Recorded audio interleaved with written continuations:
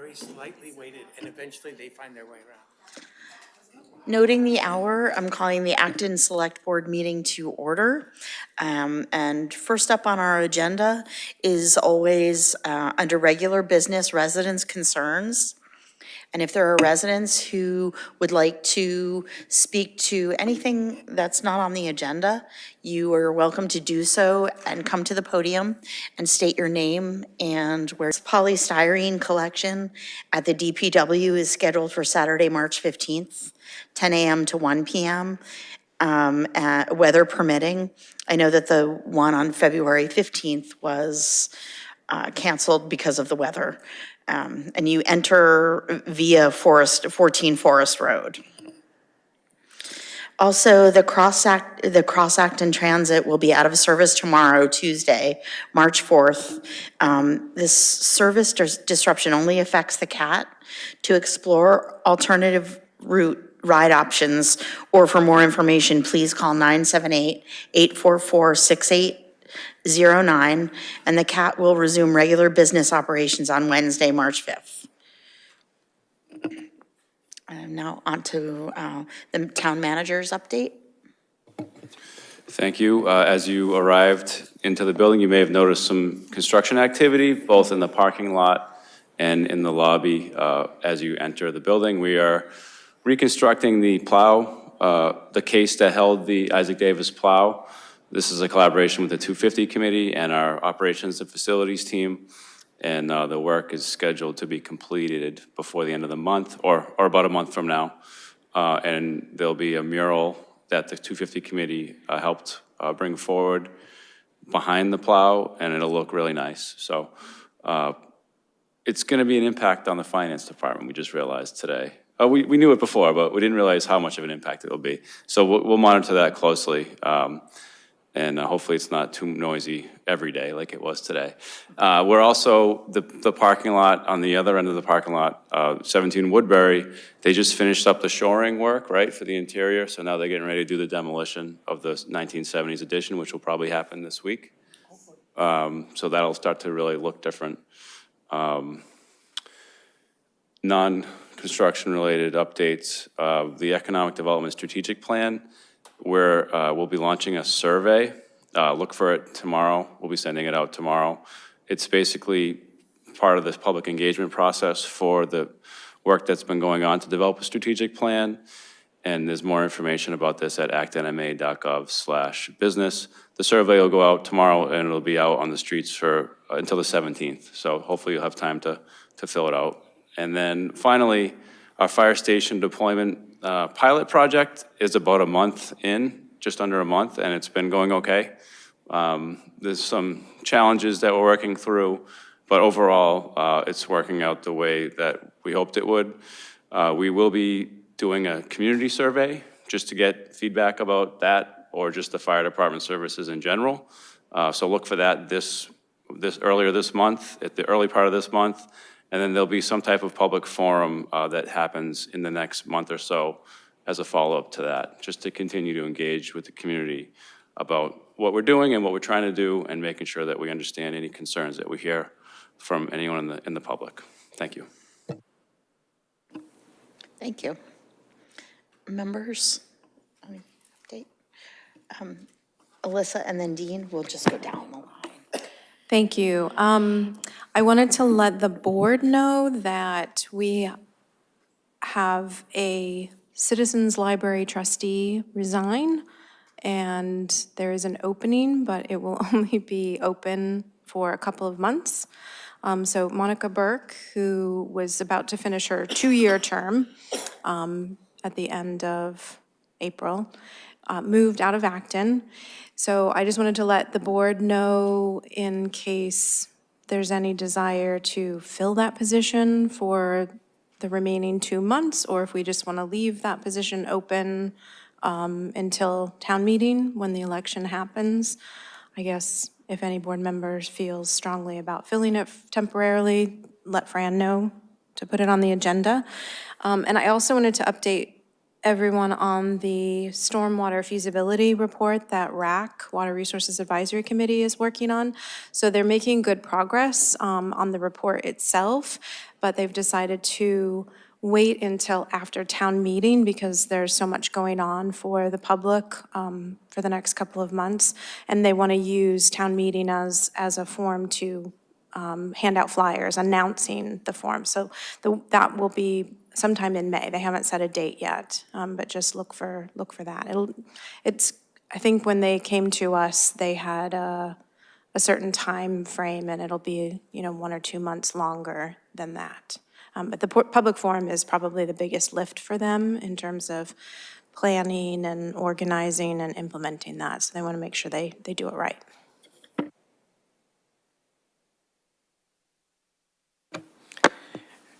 Just to announce the next in the continuing speaker series for the Acton 250 Committee, Thursday, March 6th, in this room at 7 p.m.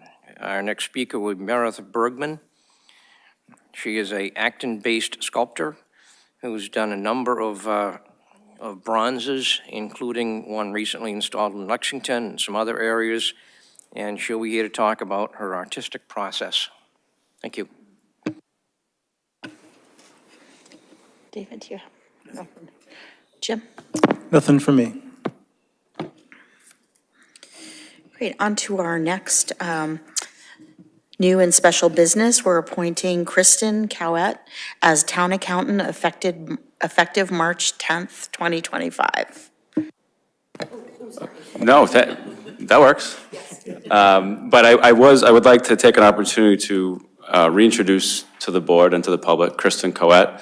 She's worked in this organization for several years, and she's going to come up and provide some comments, and if there's any questions board members have, we'd encourage you to ask them. But Kristen has been a big part of the finance office for many years, and in the last few years, she's been promoted into leadership positions, most recently serving as assistant town accountant, and over the last few months, she's been serving as interim town accountant. She's someone that everyone in the organization can rely on and does rely on, and so I'm recommending that the board appoint Kristen to be our next town accountant. And I think she'll do a great job, and I welcome Kristen to come up and say anything else she wants to share.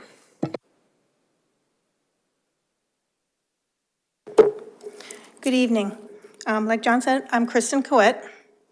I would first like to thank you for your consideration for me to be the next town accountant. I have proudly worked for the town of Acton since 2007. Over the years, I have managed millions of dollars of town invoices. In addition to my role in accounts payables, I have supported the finance, treasurer, collectors, and assessors departments. I've been the subject matter expert for many other departments, specifically health and building. I hold a bachelor's degree in business administration. I am also certified as a Massachusetts Certified Public Purchasing Official, also known as the MCPPO. Additionally, I am enrolled in the Certified Governmental Accountants Program, which is through the Massachusetts Municipal Auditors and Accountants Association. I look forward to serve as your town accountant. Thank you. Thank you, Kristen. Members have, Jim? So you've been our acting accountant for a couple of months now, or maybe since December. I was wondering if there was anything in that experience that surprised you, delighted you, interested you. What changed becoming the head accountant? It's been challenging because I'm learning as I'm going. I have a very supportive team. They help me right along. I've been working with Ellie, doing a lot of the budget, quarterly budget. We just finished working on a fiscal '24 audit, and we now have a team looking into ways to streamline our payroll, make it a little more efficient. Thank you. Lisa? Thanks, Kristen. I don't have any questions, but I just wanted to share that I appreciate that you acknowledge the team and the support that you get from the team, and I also appreciate that so many departments can come to you for the help that they need, and they're counting on you, they have confidence in you, so thanks. Thank you. Thank you. Now get to work. No. Sorry. Well, perhaps a motion first might be in Yeah. order. I don't know. Yes. Thank you, Kristen. I would move to appoint Kristen Caouette as the town accountant effective March 10th, 2025. Second. All in favor? Aye. Any nays? Unanimous?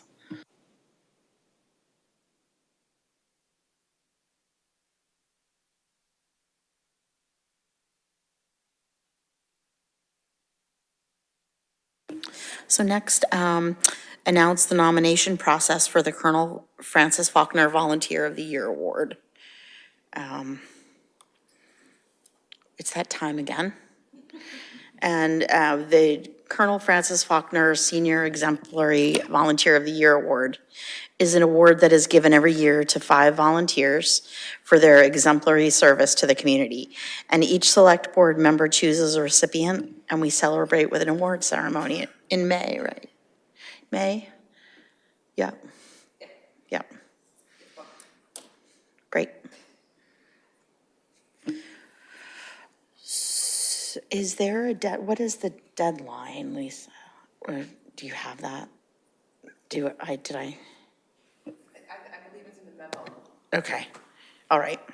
Well, Alyssa. If we have a date booked, can you share that with us?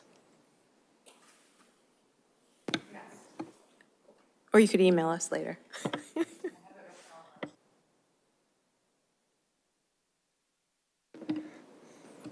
The memo says May 22nd, 2025. Okay.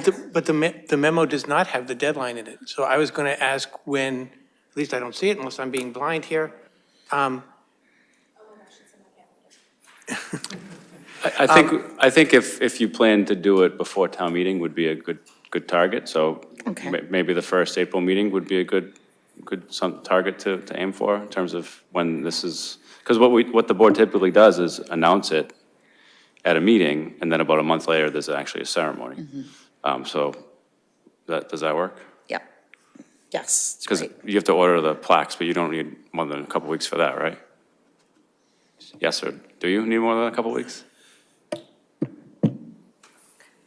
According to last year, we announced it at one meeting, and then the following meeting, we announced who the recipients were going to be. But that's up to the board if they wanted to wait until April. Alyssa. I suggest that we decide by either our next meeting, March 17th, or the one following April 7th. Because then we skip 2 weeks because of vacation week, so we're not meeting in April until the 28th, after that first Monday. I already sent mine in.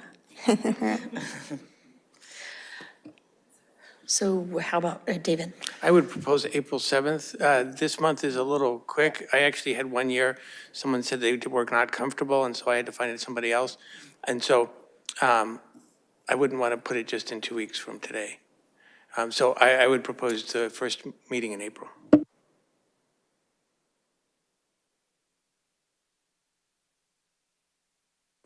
Just be sure to get your names in to Lisa before then, in case 2 people nominate the same person. Can I ask what time the award ceremony usually is? What time? Yes, Starting at 5:30. 5:30. Thank you. Thank you, Lisa. Next up, discussion of potential name of 53 River Street Park. David? Yes, thank you. So we discussed this quite some time ago, more than a year ago. And I re-put the memo in the packet that I sent at that time from the committee suggesting Textile Mill Park in historic South Acton. I'll come back to that. In the interim, the reason why it hasn't come back is the contracts, the first set of contracts came in, the cost came in higher than expected for the park, so that delayed things. And then we found contaminated, two different kinds of contaminated soil. That delayed things further. And so it wasn't necessary to find a name for the park. But we're optimistic now that most of the construction can be done at this time. And this year. The name, we rediscussed the name at the last 53 River Street meeting, and people said that they would strongly prefer that name, the Textile Mill Park. I know that people on this board were maybe uneasy about that name last time. It was basically a unanimous decision by the committee. I will say that the committee includes Bill Clower, and Bill says that multiple textile mills have been at that site, not just the shoddy mill. And in fact, multiple different kinds of textile mills have been everywhere from 2 High Street to 115 River Street at, I think, 4 sites. And so the members of the committee, and we took a little bit of public input, there wasn't a lot, it was more than a year ago now, that everybody thought because of the general nature of the area, having multiple kinds of textile mills, that the name was appropriate. And also, I'd say about half the committee was uneasy with the derogatory connotations of shoddy. I know that for some, that might be a point of highlight, right? Why is it called that? But it was very uneasy for the committee. I will say the committee members have been working on the use of this site for quite a long time. I think 8 years-ish. It predates my being on the board. And, I would ask that select board members, strongly consider the committee's recommendation. Thank you. Any other discussion or Alyssa? So what we had discussed, I think it was a year and a half ago, maybe not quite that long ago, was that there would be a community input process. That was the direction that the board gave. Also to specifically involve organizations like the Ironwork Farm, the Acton Historical Society. So I went back through the meeting minutes that are available online just to see if maybe I had missed an announcement about a community engagement. And the only thing that I could find in the meeting minutes for the 53 River Street Committee was following that discussion, a mention by you that the select board had turned back to the committee the charge. But that is not my recollection, confirmed by a review of the minutes of what this board had suggested happen.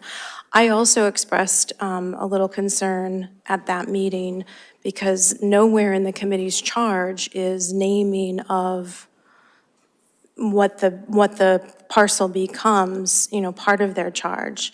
And I did notice in the meeting minutes from, I think it was October last year, that one member had even suggested disbanding the committee because the charge had been completed. It was to decide what would happen with that property, and the committee would continue its work if it was going to, shepherd through like funding, acquisition in order. It seems that what the committee has been, the work that the committee's been doing very recently is receiving updates on the progress and asking, really important questions. And I don't want to imply that the committee's work is not crucial, but naming of the park is not part of their charge. I guess I'm wondering, how was Nara Park named. I think it was originally North Acton Recreation Area, but the specific name Nathaniel Allen, how was that decided? Was there a committee? Was it the select board? Was there a public process? And again, I think that Shoddy Mill Park is, as you mentioned, something that is a positive aspect. It's like, why is it named Shoddy? What does that mean? And looking at the area form, I asked that be included in the packet. It was a sash and blind, that particular parcel. I'm not talking about the rest of River Street or High Street, but that particular parcel was a sash and blind and a dyeing, like fabric dyeing, textile dyeing factory for maybe 25 years. So the vast majority of the 100 years was a shoddy mill, and the vast majority of artifacts found were the buttons that were ripped off of the fabric to make the shoddy. And I'm coming at this from an educator's perspective, that curiosity, that spark of like, why is it called this, is part of the appeal, because people will want to learn more and be drawn to, look at the informational panels. And I just think of all of the names that we have in the area. Mount Misery, Purgatory Chasm, Gibbet Hill. Those are words that are not so positive and glamorous, and it's kind of cool. I mean, we even have towns named Boring and Hell and worse. So I think that there should be a public process to get some more community input, because I don't think that it's reasonable to think that just because someone served on the committee, they get that decision, no matter how much we appreciate the work that they put in. David? No, the naming is not up to them. It's just a recommendation, right? So the naming is up to us. And the letter just is a recommendation. No, they can't name it. And the committee has gotten a little bit of input. It's been on various agendas for a while, and there's been very little comment. I don't know what kind of, I can't remember a public process in that way for naming. And I don't know who would organizing. Are you suggesting that the select board organize a hearing to do that? I think that if you wanted to gather more public input, you'd probably have to do that so that it's more well-known, more visible. And so I'm not, claiming that the people on the committee have the right to name it. I'm just saying that they've invested a lot of time in the park, and the decision, and again, we've discussed this at length, including with Bill Clower, who's on the committee, and I think there was nobody on the committee who wanted to call it Shoddy Mill Park. And I understand that there's a difference of opinion, but I just put that out there.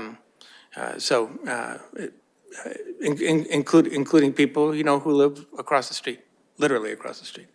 So. Alyssa?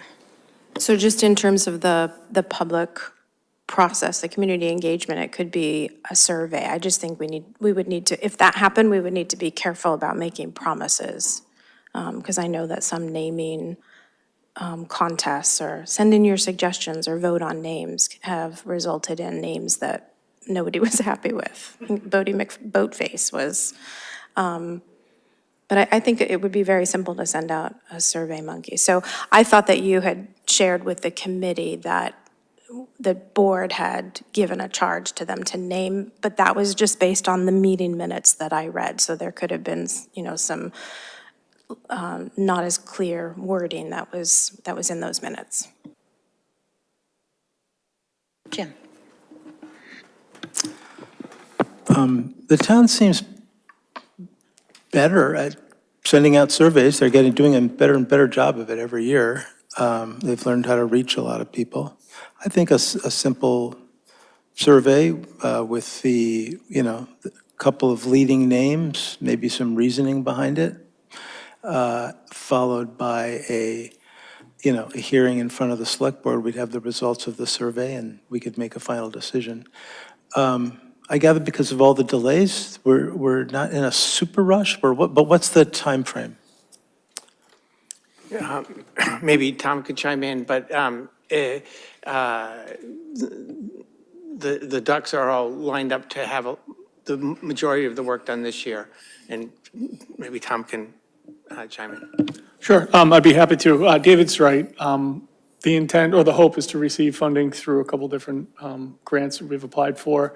The funding that we do have will get some sort of useful facility, whether it's just grass with some pathways, or it's more in line with what the final design looks like, will depend on funding. So one way or the other, the hope is to open up the facility for some sort of usage by the end of this year. Do these grant requests require a name? Or can we just say, it's the park that will be at 53 River Street? That's a great question. It does not require a Okay. specific naming of it. In fact, the projects continue to be named 53 River Street. Okay. Just for clarification, when we do apply. Great, so we got time.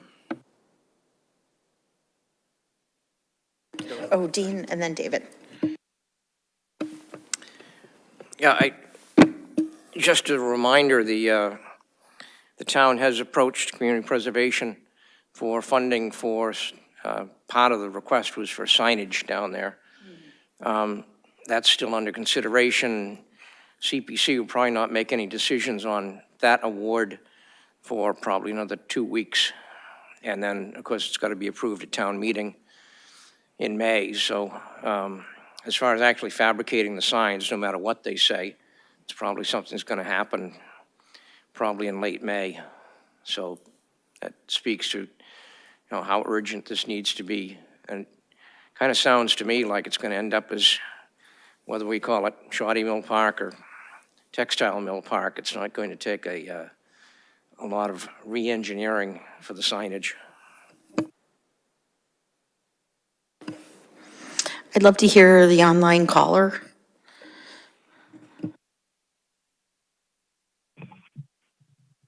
Hi, it's Tara from West Acton here. I was all set to, can you hear me? Yes, we can hear you. So I was all set to support what David said, but then Alyssa moved me to think more. And so I love the idea of a survey. I like the idea of putting, like, if the choices would be like, recommended by the historical or 53, whatever. I think that that's a great idea. I also do not like naming anything public infrastructure after anybody alive or anybody from families that still have people alive that do business with the town because of the implication that they're more powerful or whatever.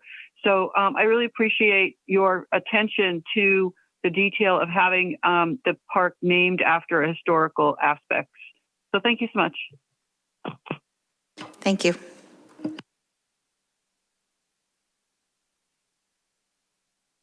Sorry, microphone.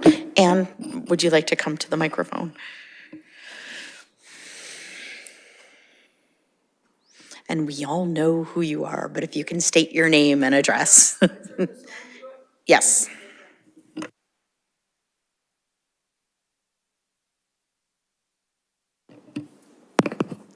Yeah, Ann Forbes, 25 Martin Street.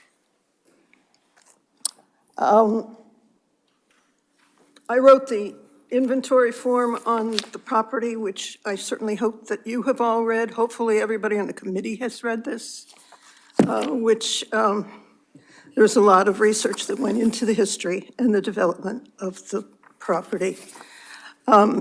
Just a couple of points. I was interested in your discussion about process here.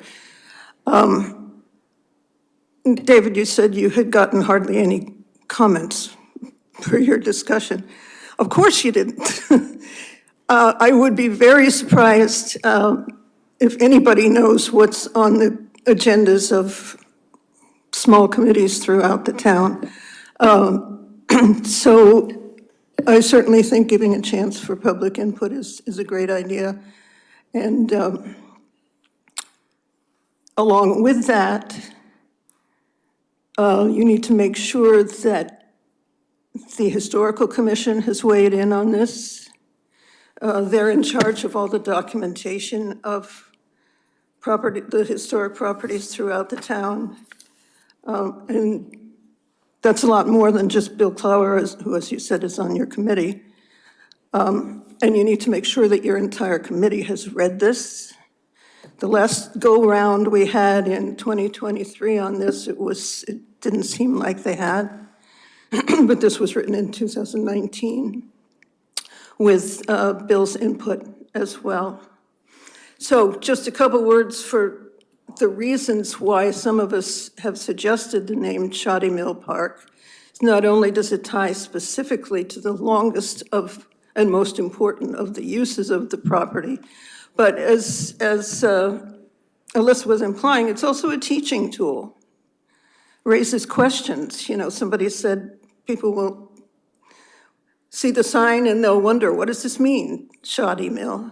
And that's your chance to educate the public about a very important use of the property and important use for the history of South Acton. So yeah, public process sounds like a great way to go. And I'll leave this with you. I sent it in along with my comments, but you probably didn't have a chance to read it. I think it's in our packet too, and you can hang on to that. Oh, good. It It's in should our, be. yeah. I just wanted to, because I sent a lot of stuff in Yeah. over the weekend, and I wanted to make sure that, Thank you. I know you have a lot of stuff to read.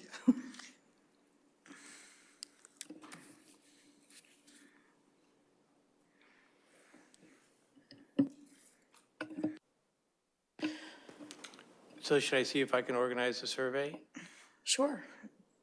Should we come up with names for the survey, or is this something that we're going to leave up to folks to name? I don't know what, I wonder if some outreach and getting input and then deciding whether or not to provide a list of, 3 to 5 names, or to, if you suggest a name, you're gonna get 200, and they might all be unique. But I think Anne's suggestion to reach out to the Historical Commission, I would reach out to the Historical Society as well, just like a quick email, provide some input. I do remember when this came to the board in 2023, that someone had written to the Historical Commission, and both Bill Dickinson and Tori Byer, I think it was probably Anne, I'm pointing again, said that they were in agreement, that Bill said that he thought it should be Shoddy Mill Park, and I think Tori's response was, I agree. But that feedback didn't get back to the 53 River Street Committee or to you, David, because you're not on the Historical Commission shell. One thing, probably the thing that struck me the most about Anne's communication to us was the name Textile Mill Park could lead people to envision a place where weaving happened. Something like the mills in Maynard or the mills in Lowell, brick buildings. And as far as, talking about education and teaching tools, if people come to the park and they think, oh, this is where textile mills were, and that's what they have in their mind, then they're not necessarily going to go and explore further and read the informational panels and look at the pictures.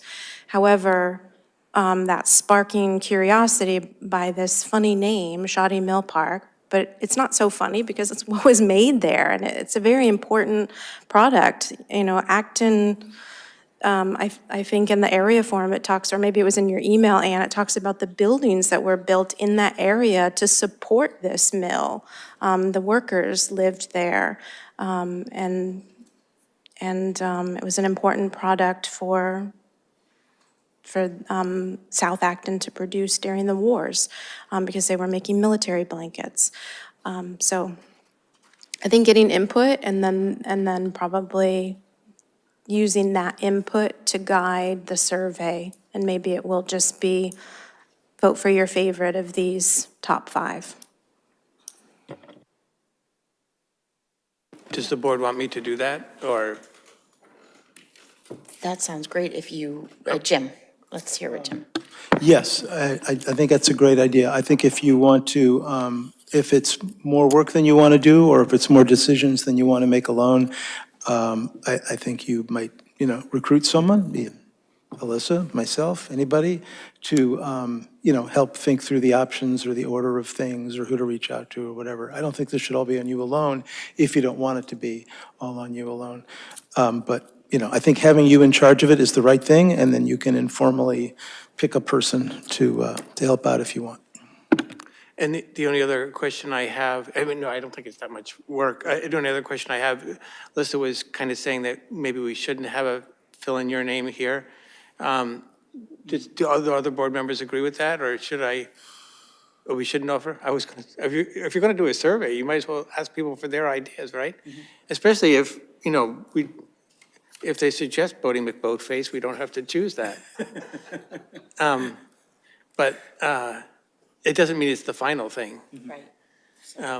So, Yeah, I think if we put in the two leading names that we've come up with, that we've heard from so far, and if the Historic Commission or if the Ironwork Farm or, any of the other local organizations have additional names, those should be there, and there should be, an explanation of why, so people can, do the learning about shoddy. So the survey itself would also be a process of education, so I think it's a great thing. And then at the end, sure, have a space for, insert another name here, but, because people, some people get upset if they have to only pick one of 3 options, yeah. But I agree, it's probably not going to generate the winning name. so people don't object to having a blank, do you fill it in here? Okay, great, thank you.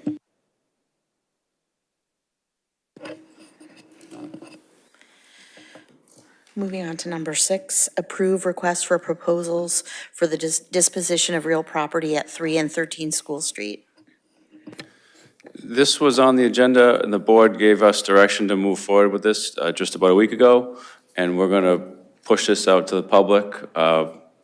It has to be out for 30 days per per the Mass General laws. So we wanted to just show the RFP to you to make sure that you're comfortable with it. It's basically the same one that we did a few years ago.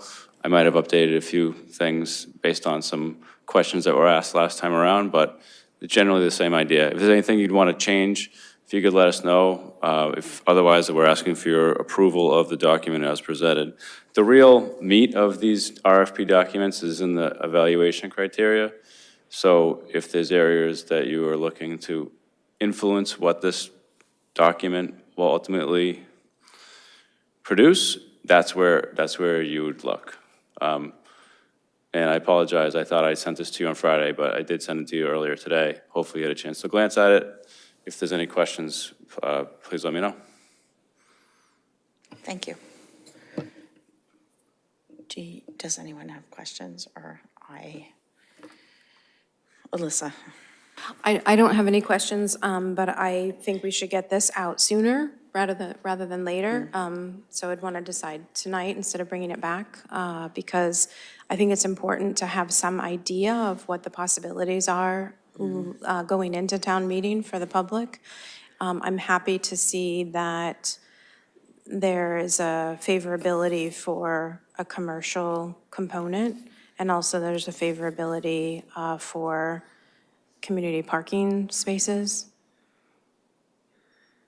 And I don't have any suggestions for anything else to add or change.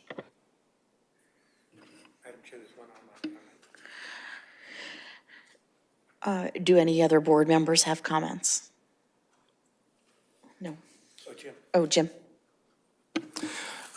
John, you've been on this underground campaign to change our logo, and Busted.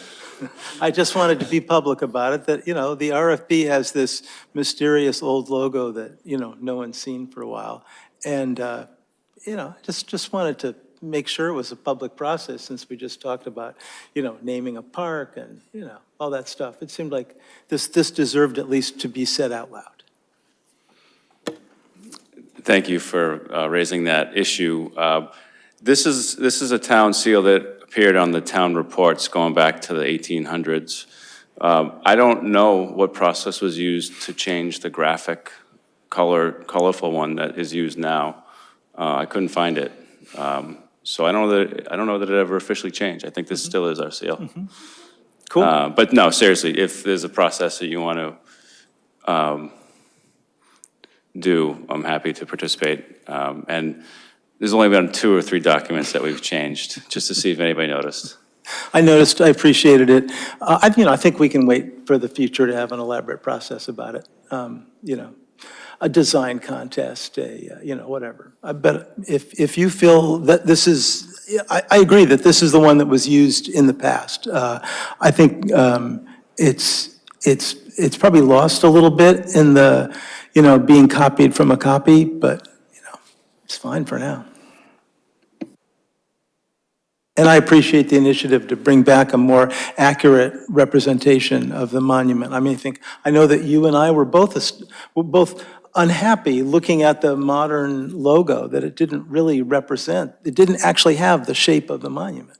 So this is more accurate. Yeah, thank you. And I spent so much time this summer looking at the monument from the work that we did to refurbish it. That's when it really struck me that, in our conversations too, that the seal should reflect what the monument is.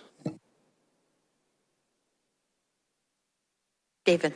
I'm glad we had the seal on the agenda, because I just think we should definitely discuss this before taking any action, because there's issues of cost, there's issues of whether we change signage, there's issues of whether we change every truck we have, and things like that. And so where we use this, I would just, I think it's fine what you're doing, but if we're going to go any further than that, that we should discuss it. Anyway, and I am in favor of the document that we are reviewing on the agenda for the disposition of 3 and 13 School Street, and I'll note that there is one online caller. Online caller?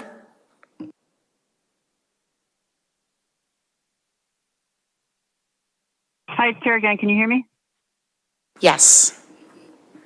I am in favor of the RFP, but I thank you for the selection criteria. I like that, or evaluation criteria. But I feel like 2 things are missing. One is around sustainability, and the other thing is around a right of first refusal, because at some point we might want to buy it back. That's that. Relative to the logo, I know it's not on the agenda, but it's been spoken to, so I'm going to say that if we insist on using the town phallic symbol, that I like the old historic kind that looks like it's a copy of a copy, because it suggests it's old. And maybe it should be relinquished to history, as opposed to sticking with the town phallic symbol is what people have been in circles have said. But I do appreciate John digging up like sort of the grainy textured one, that if we are going to have it, that it look old. Thank you. Thank you. I think we're all set for the RFPs. David? I move to approve the request for proposal that's included in the packet for the disposition of real property at 3 and 13 School Street. Second. All in favor? Aye. Aye. Any nays? It's unanimous.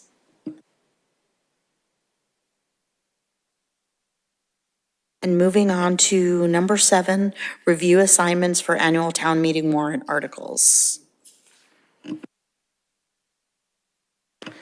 So I went ahead and assigned, as you can see, and I'm up for discussion. If anyone wants to switch something that you've been working on, just say the word. And I think on my list, there was one that was omitted, and I'm trying to figure out what that is. David? So I just wanted to note that maybe Jim should be listed for Article 9. Yes. Since he's the liaison to the Minuteman Regional School Committee. I'm happy to do I it. already switched that. Okay, fine. Sorry. Sorry, Jim.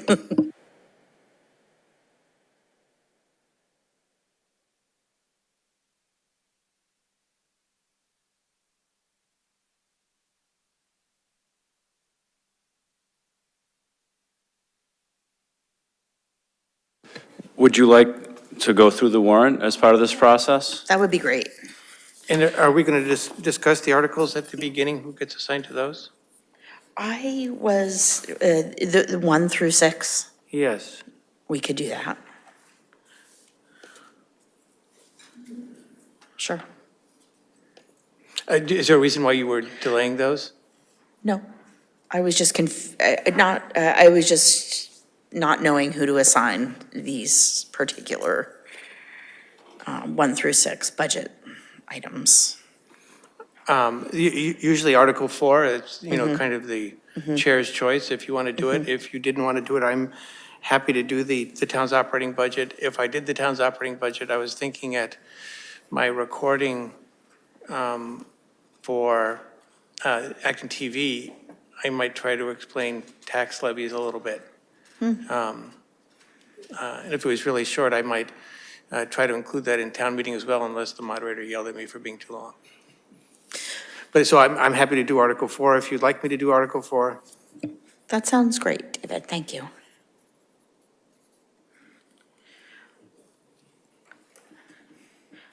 Is there anyone that sticks out at a member?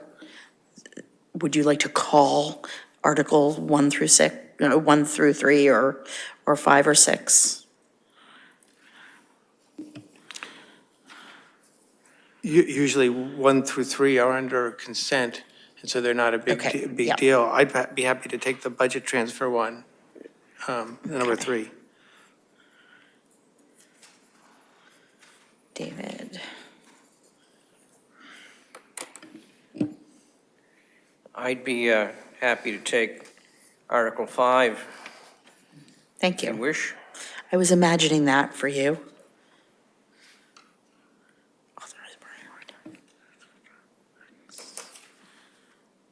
I can do 6.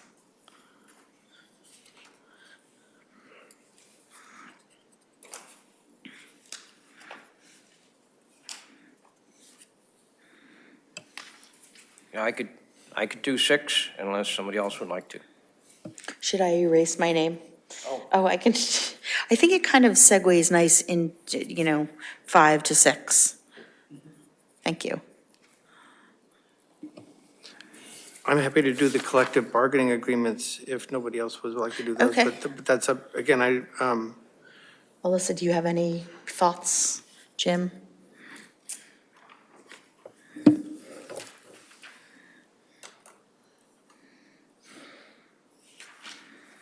Will there be presentations for collective bargaining, or you're just going to be the contact person? so usually it's a one-pager presentation. Okay. For For each one separately? Yes, for each one that tells the numbers associated with each one, and gives people a chance to ask questions on each. And just state what it covers, because sometimes people aren't clear about which union covers which things. So, I'm happy to do that, if you'd like, because you've got quite a few. for all 3? Yeah, I'm happy All to do right, all Alyssa. 3, because I just have septage and sewer, as it should be. And then the Habitat for All, John. yeah. So those articles are typically handled under consent, on consent, rather. Okay, The that's what I So thought. Okay. there would be a presentation needed if someone pulled them off consent. Right. Okay. And you could always do one at an Acton TV studio beforehand if you'd like, but that those don't always come up at town meeting. Alyssa, if you see something that has my name attached to it, you're welcome to it. If you feel like you.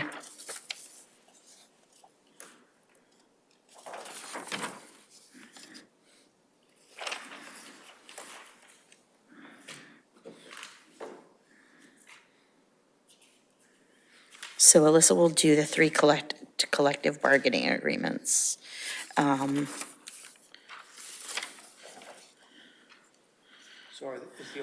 are the only ones left 1 and 2?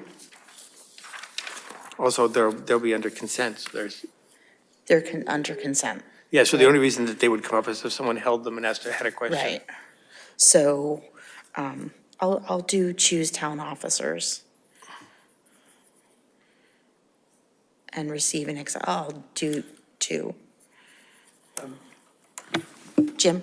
In past years, we've put the Citizens Library vote in there, article, as part of Article 2, or as part of Article 1, or where does that usually fit? It is part of Article. It is 1, It is okay. part of Article 1, and up until recent years, it was just the motion was printed in the warrant and was taken under consent. But then where there was more than one candidate, we had a discussion, even a little bit of a discussion of the process. So maybe we can do the same thing, that if there's only one candidate, put it under consent. If there are multiple candidates, it's really up to the moderator how she wants to handle it. Okay. Alyssa? And I will note that there will be a home rule petition inserted into the article list.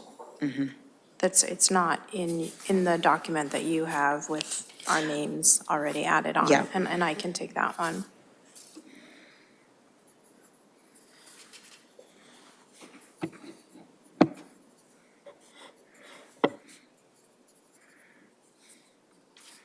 And just so folks know, I made the small updates that we had about the leaf blower bylaw last time. They're already in my draft, and I'm just waiting for comments back from council before bringing it back here for us to vote to put it on the warrant. Okay.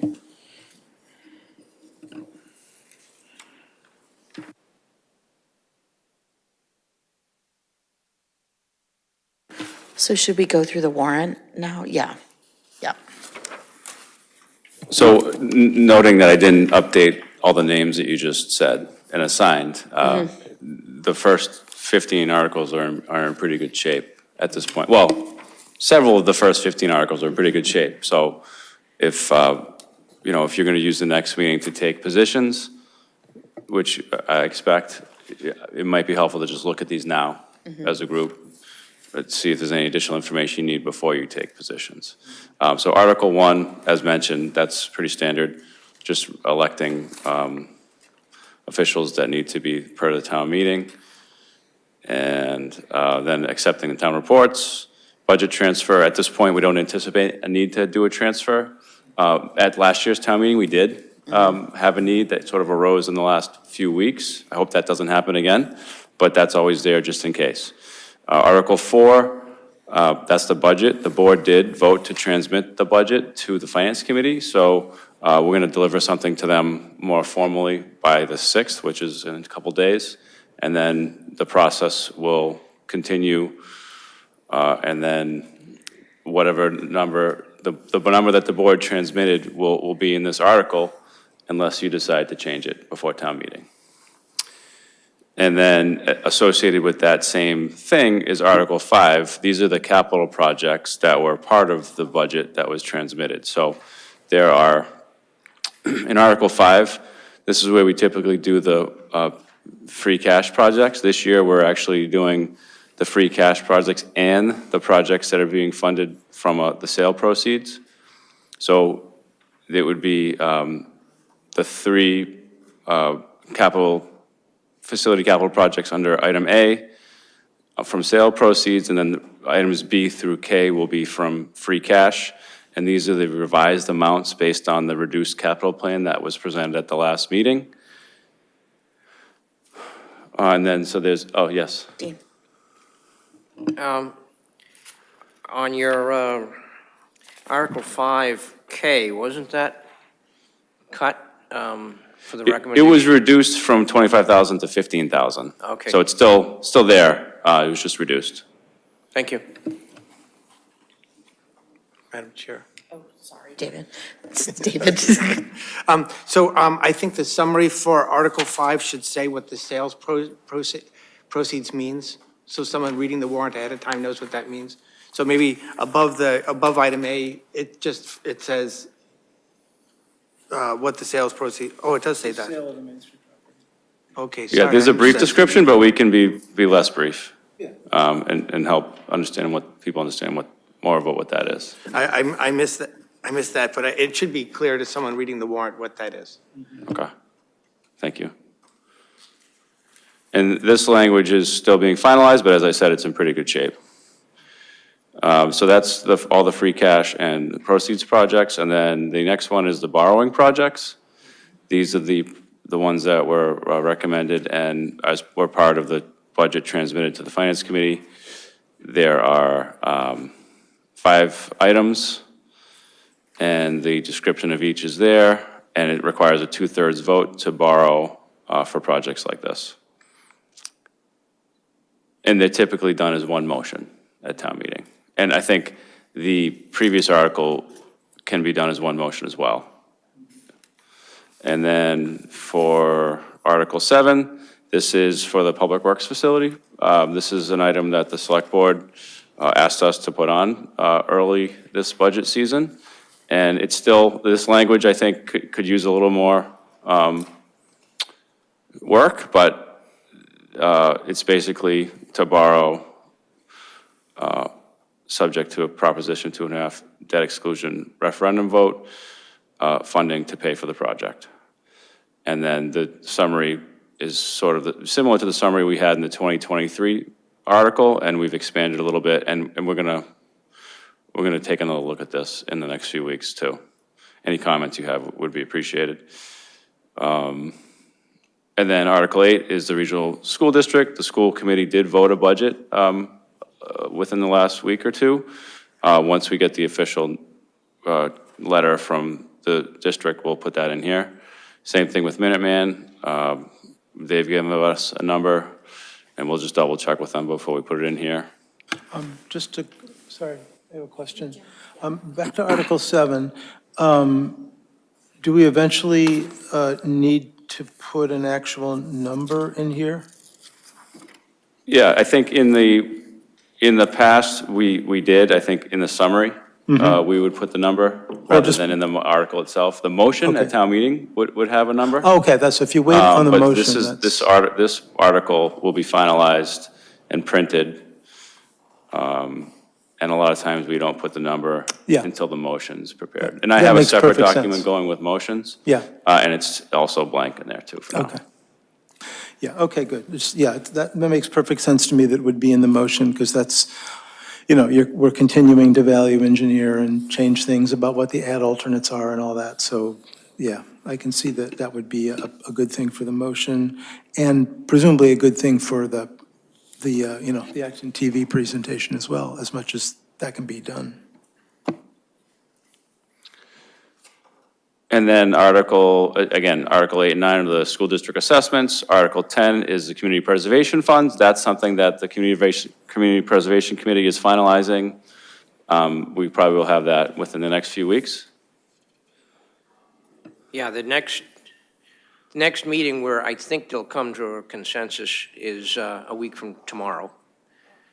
So they'll probably have the number at that point, and then they do the whole presentation. So other than us giving the thumbs up, which really is inconsequential, it's pretty much on them. Okay, so we could have this article filled out before the 17th meeting, sounds like. That's good. And then the next several ones are zoning bylaw changes, which are currently the subject of planning board public hearings, which they'll be having, which have been advertised. And so these are in here now. Once the public hearing process is completed, they may change depending on what the planning board votes. But I thought it would be helpful to just have them in here as a placeholder at a minimum. Jim? Question about this one. This kind of falls in between housing and planning. So if you wanted fewer articles to do, I would be happy to cover this one. since I'm the liaison. Accessory to dwelling plan. units? Yeah, Oh, yeah, that's since the it's a one I change want. to the zoning bylaw. Oh, I did want this one. Oh, great. Yeah, yeah. Then that's good. Sorry. Just offering. Thank you. And then the next one is the open space residential development. This was the subject of the presentation last week. And this is another one that is, it's still being finalized, and the planning board would need to vote before the article would be officially submitted, but it's probably going to look pretty similar to this. So we have this in here as a placeholder. And then what's next? Oh, we have a placeholder for the new general bylaw for leaf blower control, and this was just mentioned, waiting on some comments from council, and once those are received, we'll put that in here as well. And also, there was discussion of a tree clearing delay. So that would be a general bylaw. That's shown here as a placeholder, waiting to see whether it comes to fruition.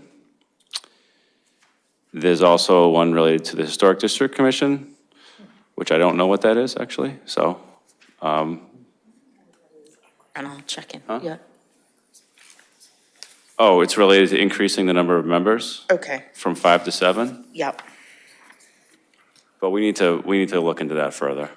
But yeah, that's I'm one more. having deja vu. Yep. Yep. And then the next one is the home rule petition Excuse mentioned me, earlier. Oh, sorry. We would need to vote to add that to the warrant? Anything on here is only here if you want it to be. So Okay. I'm putting it on here for convenience, but if you want to take it off, we can.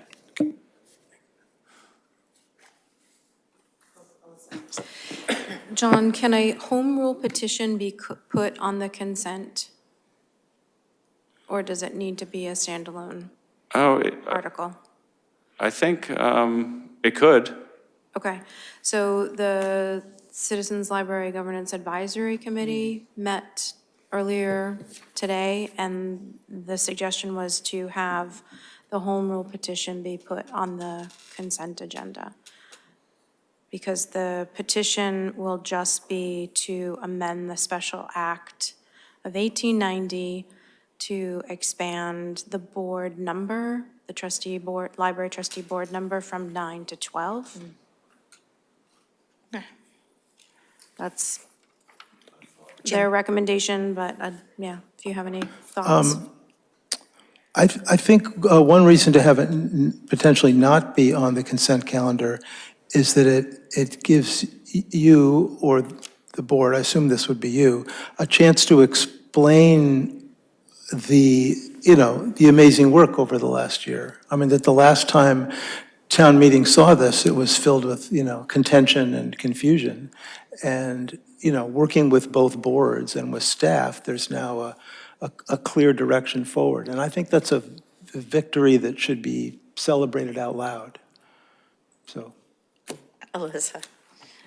I feel like we've already celebrated it out loud. It was pretty amazing to come and offer this board the report in December. And we're all feeling really good about it on that committee. So I also like to have town meeting be as short as possible. I was thinking if this could be a one-nighter. Sorry, David. Although I think people will appreciate it ending a little bit earlier than we sometimes do with, but anyway, are you coming to the board to give your final conclusions? So we can discuss any details of that at the time, whether we make it consent or not.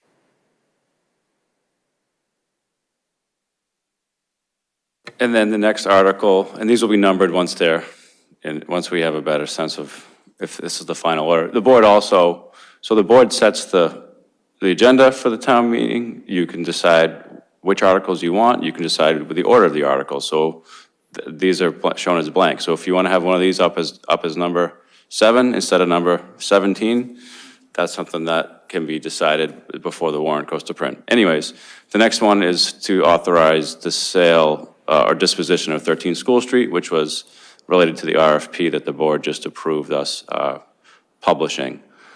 The next article is the 3 collective bargaining agreements. We do have an agreement with the fire department personnel. We are in the process of reaching agreement with the 2 police unions. So we have 1 out of 3 completed. I'm optimistic that we'll have 3 out of 3, hopefully before the warrant goes to print, but certainly, I'm optimistic we'll have it done by town meeting. The next one is the authorize the revolving funds.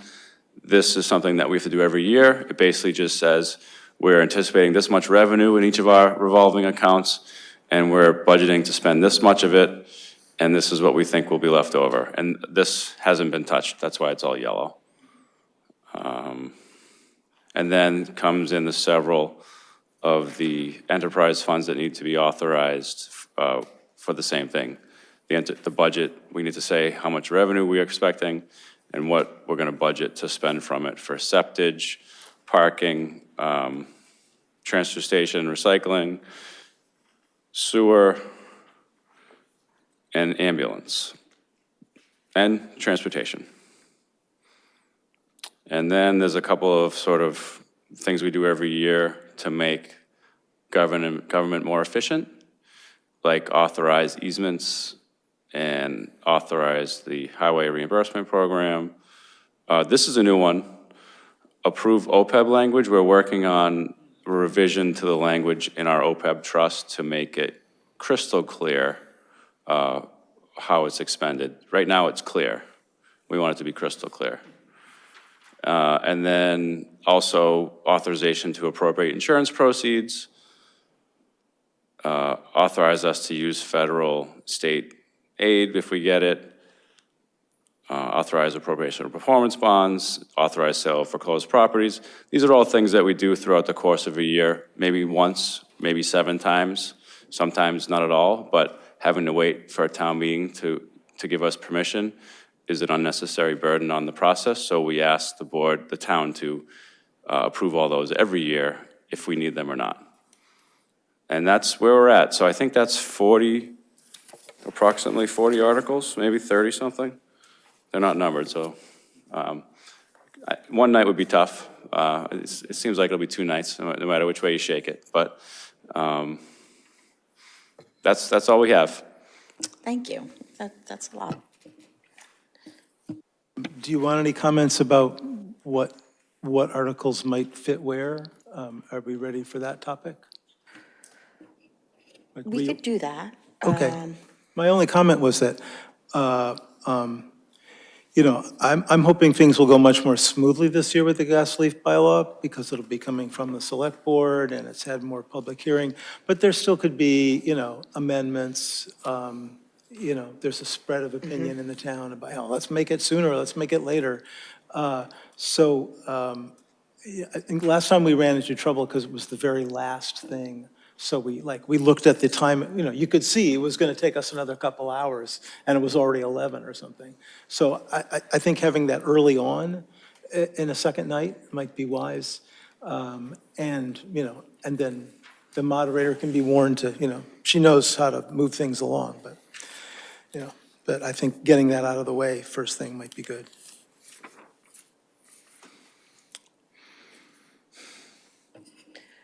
John, yeah. I just wanted to clarify our comments about the historic district one. That isn't related to membership. It's related to a potential article that they may be bringing forward about an interpretation of their authority as it relates to screening. So if we haven't heard about it formally yet, and we don't in the next few That weeks, might I'm be not sure if coming it's off. ready. Yeah. But that's what it was there for. My feedback on that is that I would think that we would want to have it that well ahead of time so we can discuss it, so we Yes. understand whether or not to put it on the warrant. Sounds good. One extra comment on Jeff? that? One of the things I was looking at recently was there was legislation in the last legislative session that changes how historic district commissions look at solar and other of, clean energy projects. It doesn't like say, oh, yeah, you have to approve it all the time, but it does, it changes the weighting in a sense. And I didn't know if that was going to require something that ended up at town meeting or something that would just be a policy by the HDC. They might, they do have a policy on how to address solar, and maybe it's just a matter of them looking at that in the face of the new legislation and seeing if they want to make any adjustments. But I just want to say that out loud in case, as you talk with the HDC, that raises anything that they would want to bring to town meeting. Thank you. I'll mention that.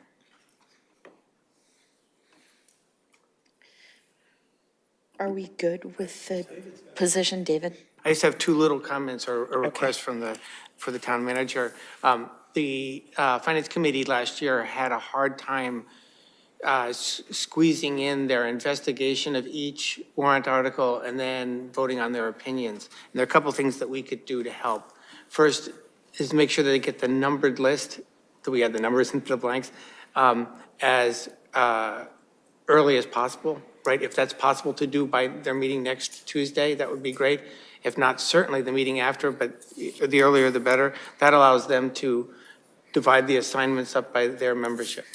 And the second thing I think that would really help them is, well, two or three things, is to somehow in the draft warrants, mark each article once it's done. In other words, you don't expect any further revisions. That allows them to move forward on those even if the others are not done. So last year what happened is we waited to say to them, okay, the warrant is set. And once the warrant was set, they only had like 2 weeks to do all their work. So if we tell them that each article is set one by one, that allows them to move forward on that and leave the ones that are not set yet till further on. And lastly, once the motions are set, that your motions list also has a marker that says, this is no longer, for this article, it's no longer in draft, this is what we're expecting. And obviously, if there's 2 left that they have to deal with on the night of, that's the way it is. That's the same for us. But that allows them to move forward with all the others as early as they're set. So just identifying when they're fixed. Thank you.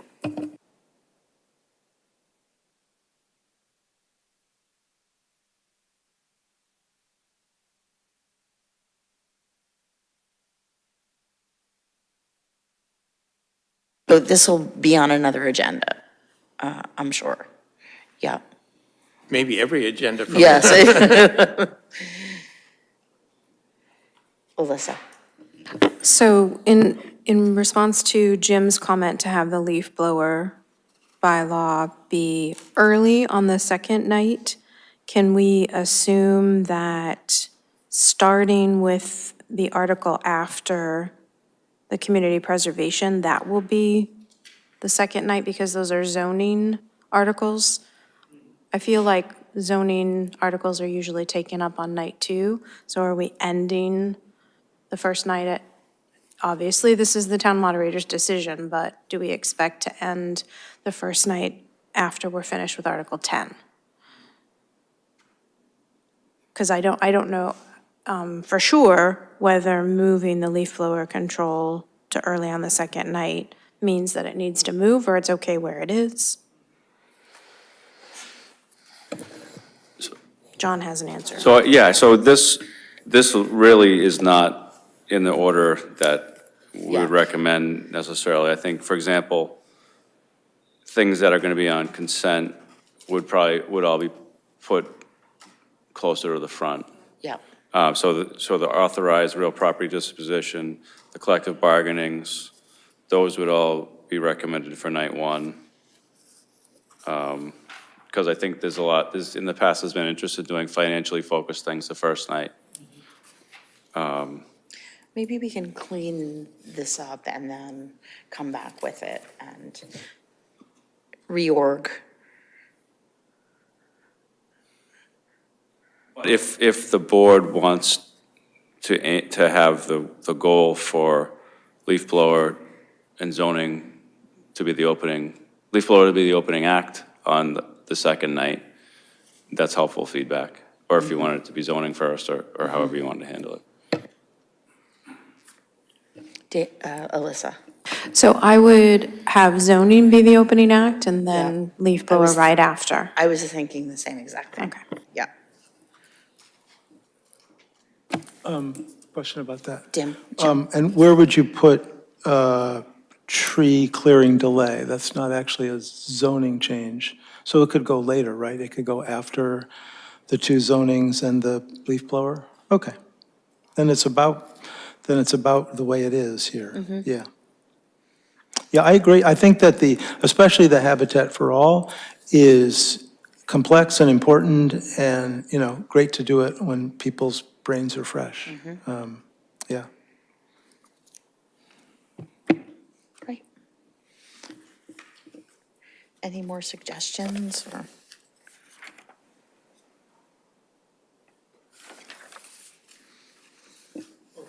Question? Jim? Citizen petitions, do we know, I've forgotten what the time period is, but I think there's still time to put them in, right?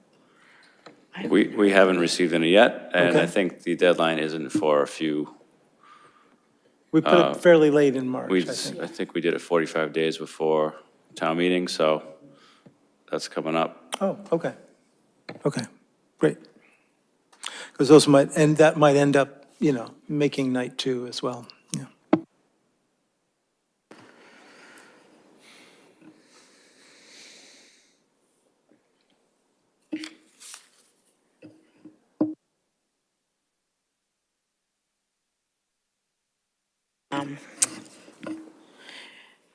Discuss recommendations for Acton Leadership Group consensus. May I just say that closing the town warrant is 2 weeks from today at 5 o'clock.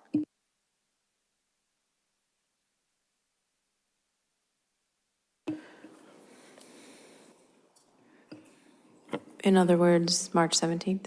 Yeah, is it March 17th?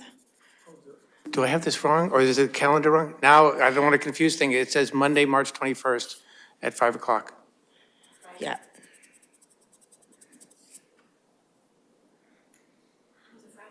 Yeah, so that's a Friday.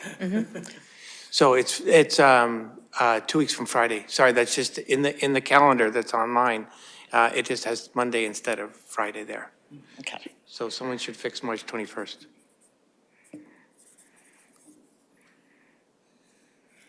Thank you.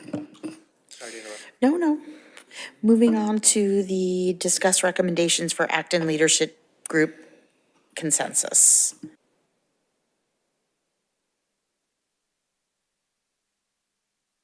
So I think at the last meeting, there was a lot of discussion about direction for the municipal spending and how it relates to the other parts of the plan. That the board discussed that. You've discussed it a few times since the last ALG meeting. The direction that was given to me that was used to form the recommendation that I brought forward to you, that the board approved last Monday. And that budget recommendation has been applied to the ALG plan with a few other adjustments. The plan is balanced in terms of revenues are meeting our expenses next year. Our reserve position is remaining stable above the recommended levels for the Finance Committee recommendations. Our excess levy capacity is going up slightly from what it was. We're reserving more excess levy capacity than we were last year, only slightly, with the potential to do more depending on how state aid and other revenue things come in the coming weeks. So I think tomorrow morning at 7:30 a.m., when we're meeting again with ALG, I will report back to the full body of the work that we did and that the board has approved, and I think our goal would be to reach a consensus on the number that's been presented of a town budget that's 3.81, and the school budget that's a little bit over 3, and the Minuteman budget that's actually a negative number this year, with the balanced budget as it is now. And I think the body would need to get a consensus around that. And I think there's some strategies that our two representatives will need to employ I think, to reach that consensus, and this is the board's opportunity to provide input and feedback to that strategy.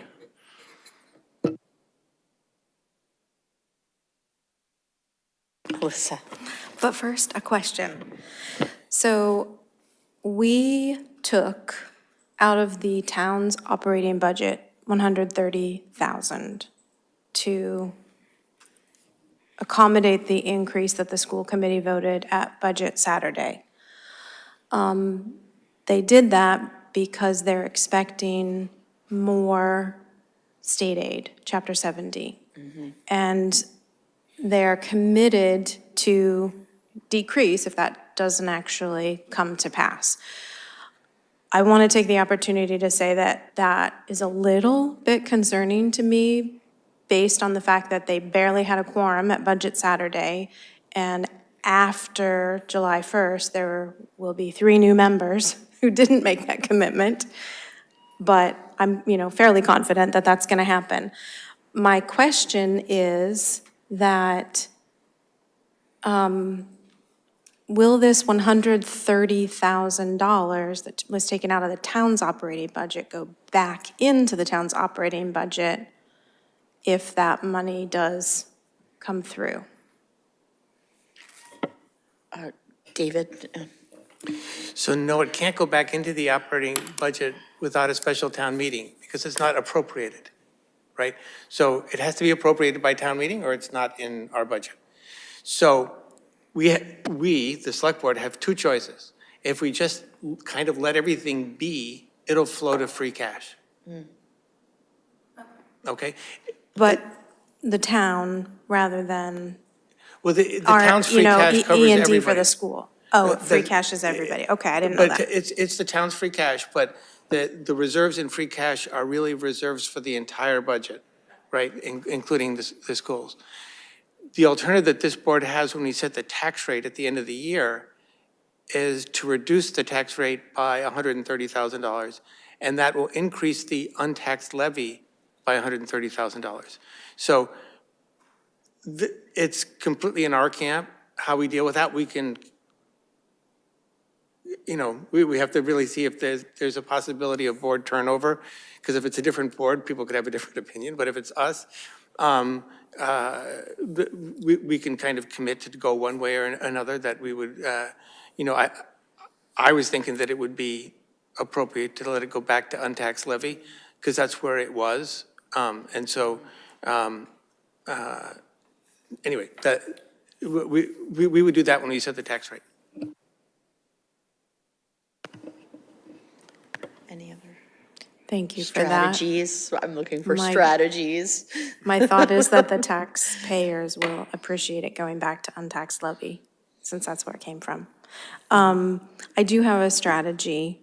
Well, actually, I don't know if this is a strategy. This is just a point that maybe will help. We've all heard repeatedly that the Finance Committee gave us a recommendation, sometimes it's worded more strongly as a directive, to keep the total spending at 3%. So I don't remember hearing that, but sometimes I don't remember hearing things that were said in meetings. So I went back to the meeting where their point of view was presented to us by the chair and the vice chair. I have watched that recording 3 times now and looked over the slides. There was nothing in the script about keeping total spending to 3%. There was a statement in the recommendations. It wasn't spoken to. The only recommendation that was spoken to was the OPEB, that $300,000 that we're taking out of that, which was a soft ask to not do that. The slide said, keep in mind recent tax increases over 3%, correct for it. So I'm thinking that this is why I don't remember this request, because they did not make a request to keep total spending at 3%. It was tax increases, and it wasn't keep it to 3%, we're actually below 3%. Our total tax increase for the average single family is 2%. It's even, below the current inflation. The last time I checked, it was 3.9% for our area. So we are correcting for recent tax increases that have been over 3%. So I think that making that point, that this was not a request or a directive in the point of view that was given to this board November 4th, not this summer, not September. It was presented to us. I think that they were discussing it in the end of the summer and early fall. And actually, one of David's comments in that meeting was that they had even continued to make some adjustments to it during their meetings in October. So I know there's a lot of discussion about this inability to come to consensus because these requests were made and then, by one board and then another board did something differently. So I think that we've got a balanced budget. Our tax increase is at 2%, which is lower than inflation. And I think that that's basically good enough. We're being responsive, the town manager's being responsive to the Finance Committee's request to make those painful spending cuts, make painful deferments once again, after several years of doing that. So we're smoothing out the tax increase. We're being mindful of the tax impact on residents. We're making a course correction for tax increases that have outpaced inflation in the past. So I think these are good faith efforts to be responsive to both input from the taxpayers as well as the Finance Committee. David. Thank you. Other, I don't know if it's strategy like Alyssa said, but it's points. So first of all, some people say that this is a difficult year. It is not a difficult year. We have had lots of difficult years. This is not one of them, right? Just compared to last year, this year is a walk in the park, and compared to many years, it's quite easy, frankly. Let me point out two things. One is that both the net levy change and the total spending change are both up about 2%. That is much lower than usual. And I'll just tell you the lines here so that you guys can look them up if you wish for your homework tonight. Or you have to get up very early in the morning. The net levy line right below that is the percent change in net levy it's up 2.06% in the draft plan for tomorrow. The total spending line. Right below the line that says total spending, the percent change, it's up 1.93%. Both of them about 2%.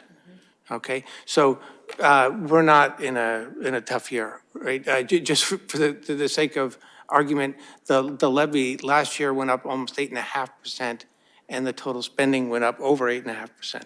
So this is not a tough year. And at the same time, and with those restrictions, the balance at the bottom, the net position at the bottom, is positive by a tiny amount, about $1,000. So those are two things to note. The other thing that I'll say is, and I've said this in other things, but I think it's worth repeating, is the municipal finances they ask us, they being ALG, voters, like everybody, ask the town to be flexible when we have a tough year in school finances. So let me point out two things there. We've talked a few times about the dire condition last year in the AB schools, and we helped smooth that through. Alyssa just talked about that. Also, the Minuteman schools, for the past half a dozen years, as they've been building their building, and as Acton enrollment in the Minuteman schools has gone up, their consumption of the entire budget has gone up, and the town had to give way a couple of percent in the entire budget in order to be able to pay the assessment for Minuteman. Because in the years leading up to the override, we're just kind of the flexible entity. We kind of have to come last because it's up to the town to balance the books. Because to us, the school assessments are just a bill we pay. It's a big bill, but it's just a bill we pay. So we have to make up kind of the difference. But so in addition to smoothing over, we deferred projects last year in order to smooth things for taxpayers with the override. And for the past handful of years, we've given way to be able to pay the Minuteman bill. It's really unfair in my mind to ask the municipal finances for flexibility when we're in a tough year and not to have everyone be flexible with us when we're not in a tough year, right? This is the year that will allow us to put a couple projects back that we had to move out and to come back a little bit on things that we had to defer. And I would argue that this is the year to do that. And even doing that, the total spending is going up 1.93%. Now, it is true that one of the main reasons for that is that the school assessment for the AB schools is lower than normal, and our enrollment has gone down at Minuteman, so that's way lower than normal. Although with Minuteman, it's a very, very small percentage of our total budget, but still it makes a difference. So that's allowed us to propose to come back and have the town percentage increase a little bit higher than the schools. I will also point out here that the reason why, if, well, that probably doesn't matter. So I think, we had this case where we started with the manager's level services budget. He had one round of cuts that was done last fall. We had another one just last week. 3.81% is not an unreasonable amount. And so I think this is completely fair. And trying to squeeze the town a little bit more when this is not such a tough year is not a reasonable position. Because we're going to be in tough years again, and the town will have to give way again. That's just the nature of things. Thank you. Alyssa? I'm going to jump ahead of Jim. Jim, you got anything down there? Or can I make another point? What? I don't want to jump ahead of you and speak a second time. If you've got something, okay. So one of the things that we talked about was I brought it up, the optics of adding FTEs in a year right on the heels of the operating override. And I listened to the Finance Committee meeting last Tuesday, and I think that most of them, if not all of them, are thinking, well, there were 3 of those positions removed or delayed for half a year, so they've still got a little bit more work to do. And David, you disagreed with that point about the optics. So just, thinking a little bit more on that and thinking about the positions being in public safety, fire, and police. My thought is that several years of reorganizations of departments in order to, meet an identified need, capitalizing on staff talents, having, efficiency improved by either implementing online permitting, or those reorganizations, or shifting people around so they're supervised by different people. That's even happened in the police department. So I'm thinking that if there is a focus on, if there's continued focus on the FTEs from the Finance Committee reps to the ALG, that maybe we need to talk about the fact that we're at a point now where it's not so easy to do that, and maybe not even possible, that we're actually trying to get caught up. So I'll, just sort of scaffolding on what David just said about the town deferring and giving way for school needs, both school, the district and Minuteman. So I think that point should be made in the ALG meeting tomorrow, that, I don't know, I guess I just already said it all. I don't need to sum it up.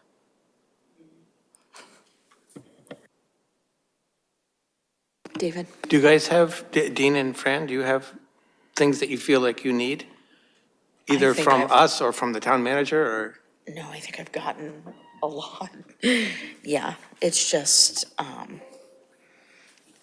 really just listening and saying the same thing over and over again. But Yeah, I I- can be pretty quiet at those meetings. Yeah, I think it's going to be difficult to come to consensus this year. To me, more than I would expect, given the financials this year. But, we just have to see what happens next year. And I think the members of the school committee are a little reticent to weigh in on the municipal budget. But Wondering if there was something like a Chapter 70 for the municipal side, there is UGA, which stands for Unrestricted General Government Aid, Oh, but it's yeah. much smaller Yeah, than yeah, Chapter 70. So there isn't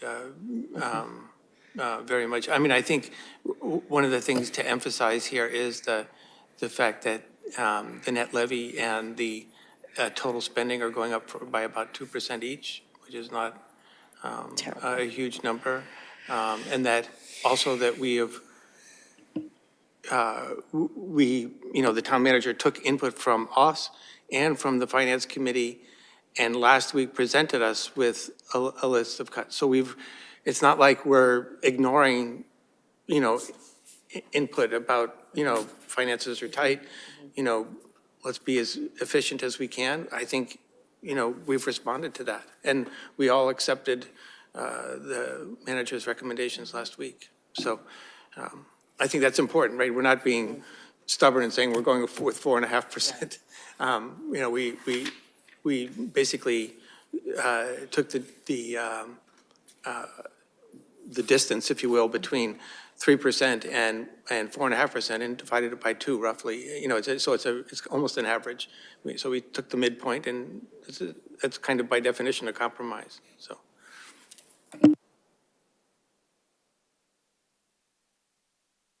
Alyssa? So I will sum up. I think that last year we heard from the school district that the 3 years prior, they had been trimming, fat, and then now, sorry, we're down to deep cuts that are gonna hurt. So I think the same thing can be said about the town, not that we've made, not that we're trimming, but we're using the strategy of reorganizing, making shifts. And you do that so many times, and I heard Greg say, like, oh, let's just, be creative once more. Let's reorganize once more. And I think that, like with the school district getting to a point where they couldn't trim anymore without making an impact, I think we can't reorg our way out of this without having a negative impact on services. And there is a really strong expectation for high-quality services from residents in this town, and they notice and they complain about it, send us emails, post on social media. when services are not meeting their expectations. So yes, it costs money to provide those services, but that's what I think the majority of residents in the town want, is high-quality services.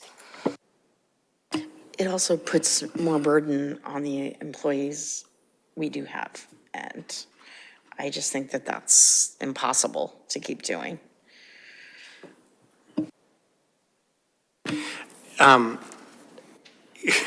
Kind of to add on to that a little bit. There are some, the school district has had to go through some very painful cuts over the past few years.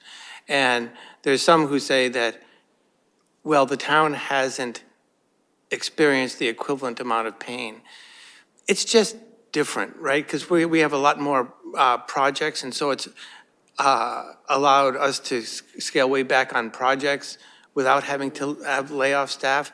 And in some cases, the school district didn't lay off staff, they cut recs. They have a higher turnover each year, so they did have to lay off some people, but to a large extent, cut recs. But the argument that we should have to endure a similar amount of pain makes no sense to me, right? If we can be economical without enduring that pain, why wouldn't we do that, right? It doesn't make any sense to say that we have to endure the same amount of pain. And I'll point out again that, I pointed this out last week and the week before, that our two-year average, including the increases we got in the override year, is less than that of the schools. This is the percentage increase.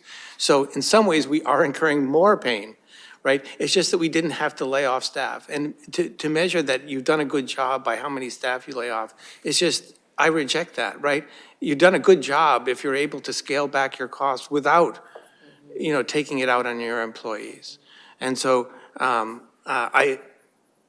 anyway, that argument doesn't make any sense to me. Dean?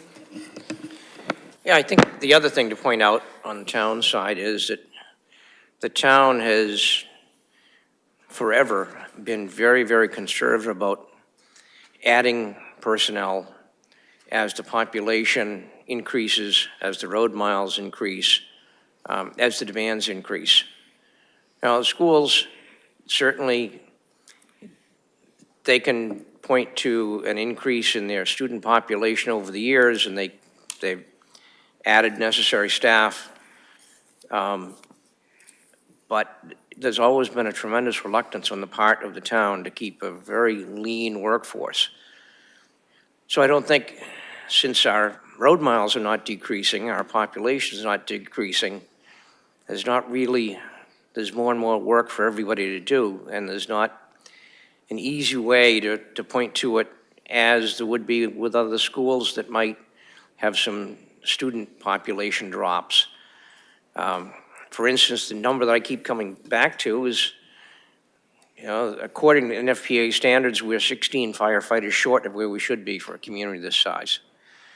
And that's been something that's been established by at least 4 fire chiefs in a row, that we need that. And there's always been this tremendous reluctance to not add that help.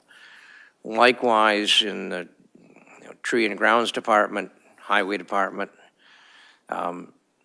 it's just been, even, for instance, I think if you look at our library operations, probably have many fewer people in there than what the national standards are, just because there's always been this reluctance.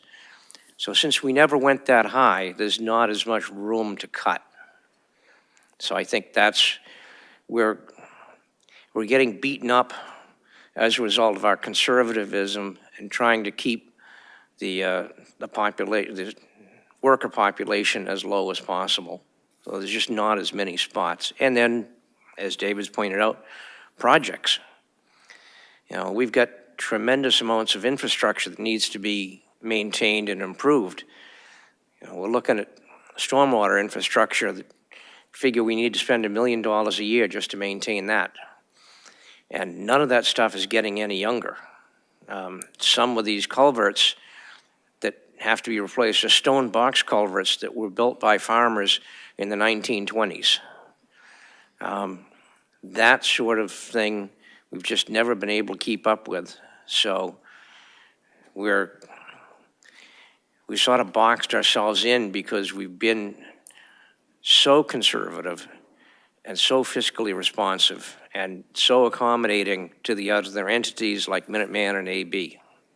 So at some point, we do have to stand up and just say, no, this is, the municipal operation benefits everyone. We need to make sure that we maintain that.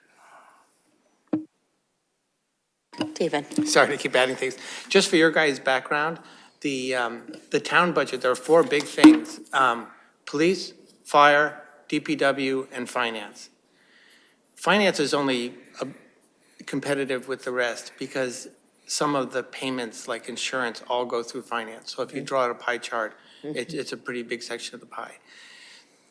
The other things, I'll call them roughly quarters, right? Everything else in the town is a little sliver, right? And so, which means that, you know, people who say, well, let's cut sustainability or let's cut something else, that's a little sliver. That is not going to, there are other reasons. The sustainability department also gets us grants, but, and having said all that, no one wants to cut public safety, right? For reasons that Dean just said, right? And for other reasons, people want the public safety departments. People really support our DPW. I mean, we're having a little controversy about the building, but I have to say that everybody is really positive about the DPW. And some people are overwhelmingly positive when the DPW, you know, some river is overflowing its banks and the DPW comes out and makes a special effort on their culverts or making a little channel for the water to come out to the street. And so sometimes they just help, you know, people in need or help people after a storm remove a tree from their driveway or something like that. And then the finance department, you know, we need the finance department to run everything else, right? So anyway, I just wanted to point that out. That there isn't Thank you. fat in here or, Yeah. you know, extra spending that we don't need. Alyssa? Sorry, I do have one more point, and it is unique. I did also want to mention that I heard at the Finance Committee meeting on Tuesday, we were told this was a level-funded budget. That is not true. It was never stated that it was a level-funded budget. In fact, the very first budget presentation we got from the town manager was, this is what my staff asked for. I cut it. Here's my recommended budget. So I don't think that is going to come up tomorrow at ALG, but just wanted to mention in case anybody Thank you. else is also thinking that this was level funded or level services. And I think you might be meaning services. No, I know the they said quote was, level we fund- were told this was level funded. Right, no, I completely get that. So we're probably a little bit below level services now. No one ever claimed level funded because you could just see that in the LG sheet that it would be the same number, and it's not that. But, you know, after the couple of rounds of cuts that we've had, we're probably a little less than level services now. So it's not like we're, again, overspending.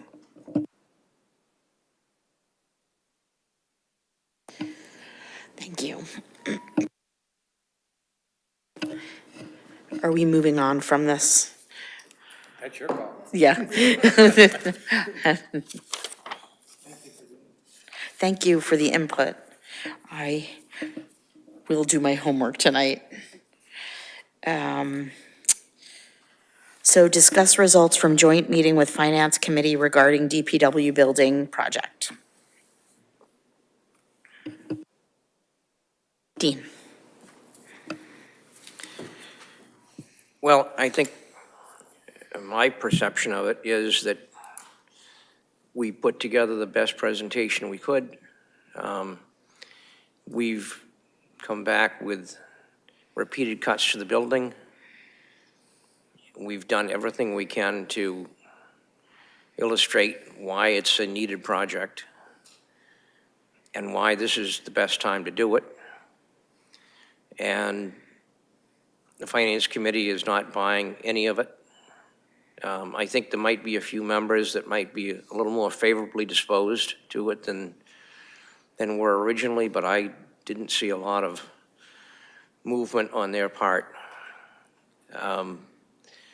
And, you know, now they've come up with the another set of rationales for why this is not the right time to do it. Blaming it on, turmoil in Washington, which there's always turmoil in Washington. The point that I raised was if you're concerned about what the present administration is doing, does it really make sense to delay this project for another 4 years until, and maybe we'll get a different administration in, or maybe not? The one thing we know is going to happen is the cost of the project will go up by 20% regardless of who's in the White House. So I'm pretty discouraged about it. Not surprised with it. It seemed like sort of a Hail Mary approach to try to get some kind of consensus. One of the issues going into this was this feeling that we didn't understand each other's positions. And I think what we discovered on the first night was we understood each other's positions very well. It's just that we were total loggerheads.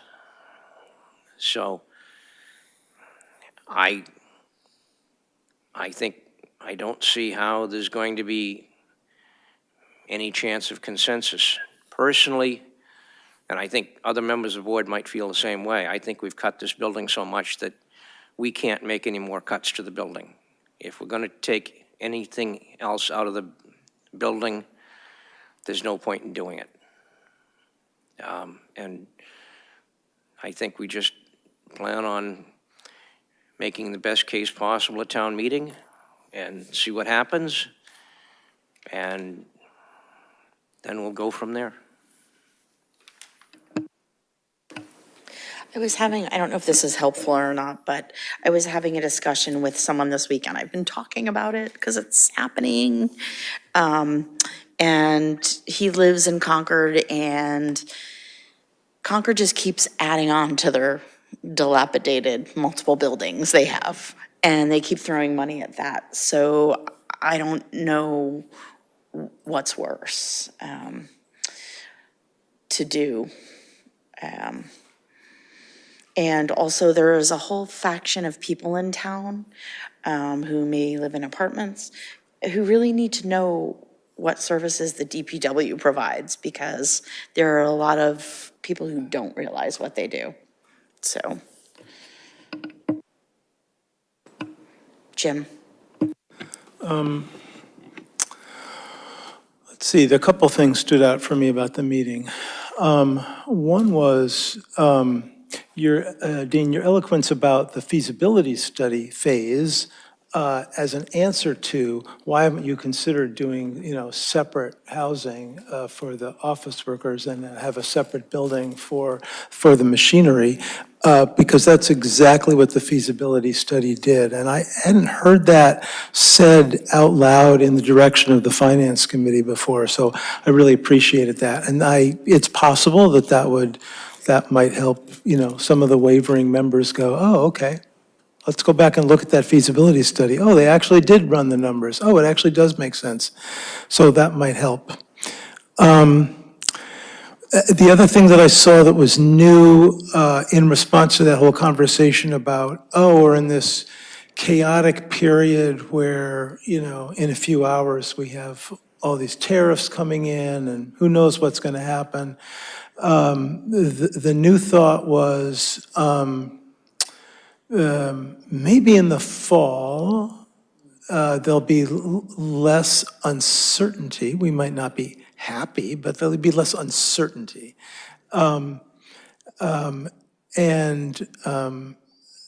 That didn't get an immediate no from the board because we weren't trying to make a decision together. Alyssa, you expressed some possible interest in exploring that. I didn't say that out loud, but I also thought that might make sense in terms of, getting to a positive vote rather than negative vote. So that seemed new. Yeah, those are the two things I noticed. And as Alyssa said at the beginning, you were the only person that pointed at someone, and it was done very politely, and you apologized for it right away. So I thought the tone in general was better. I didn't get into one of those scolding sessions from the FinCom chair like I did last time. So I thought that part was good.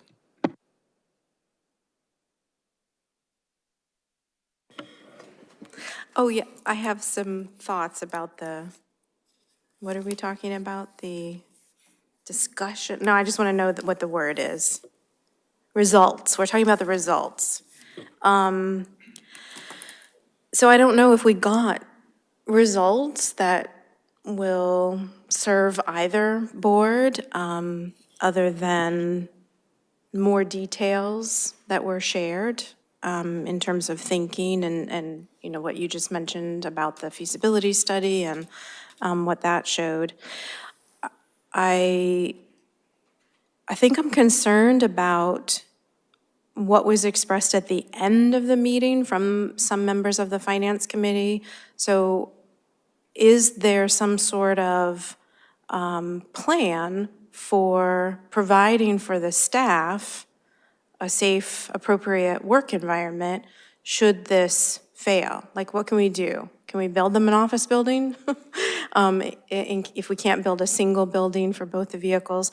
That's really concerning to me because it demonstrates that there's a recognition that that building is not an appropriate place to have employees working. It doesn't meet health standards, fire codes, modern building codes, energy standards. And as Dean pointed out at the meeting, the feasibility study showed that renovating it, replacing systems is not going to be the cheaper route here.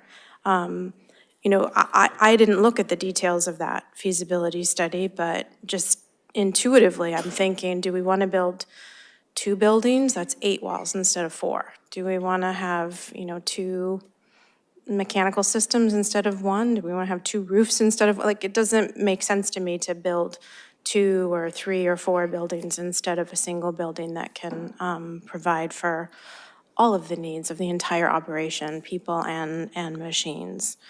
I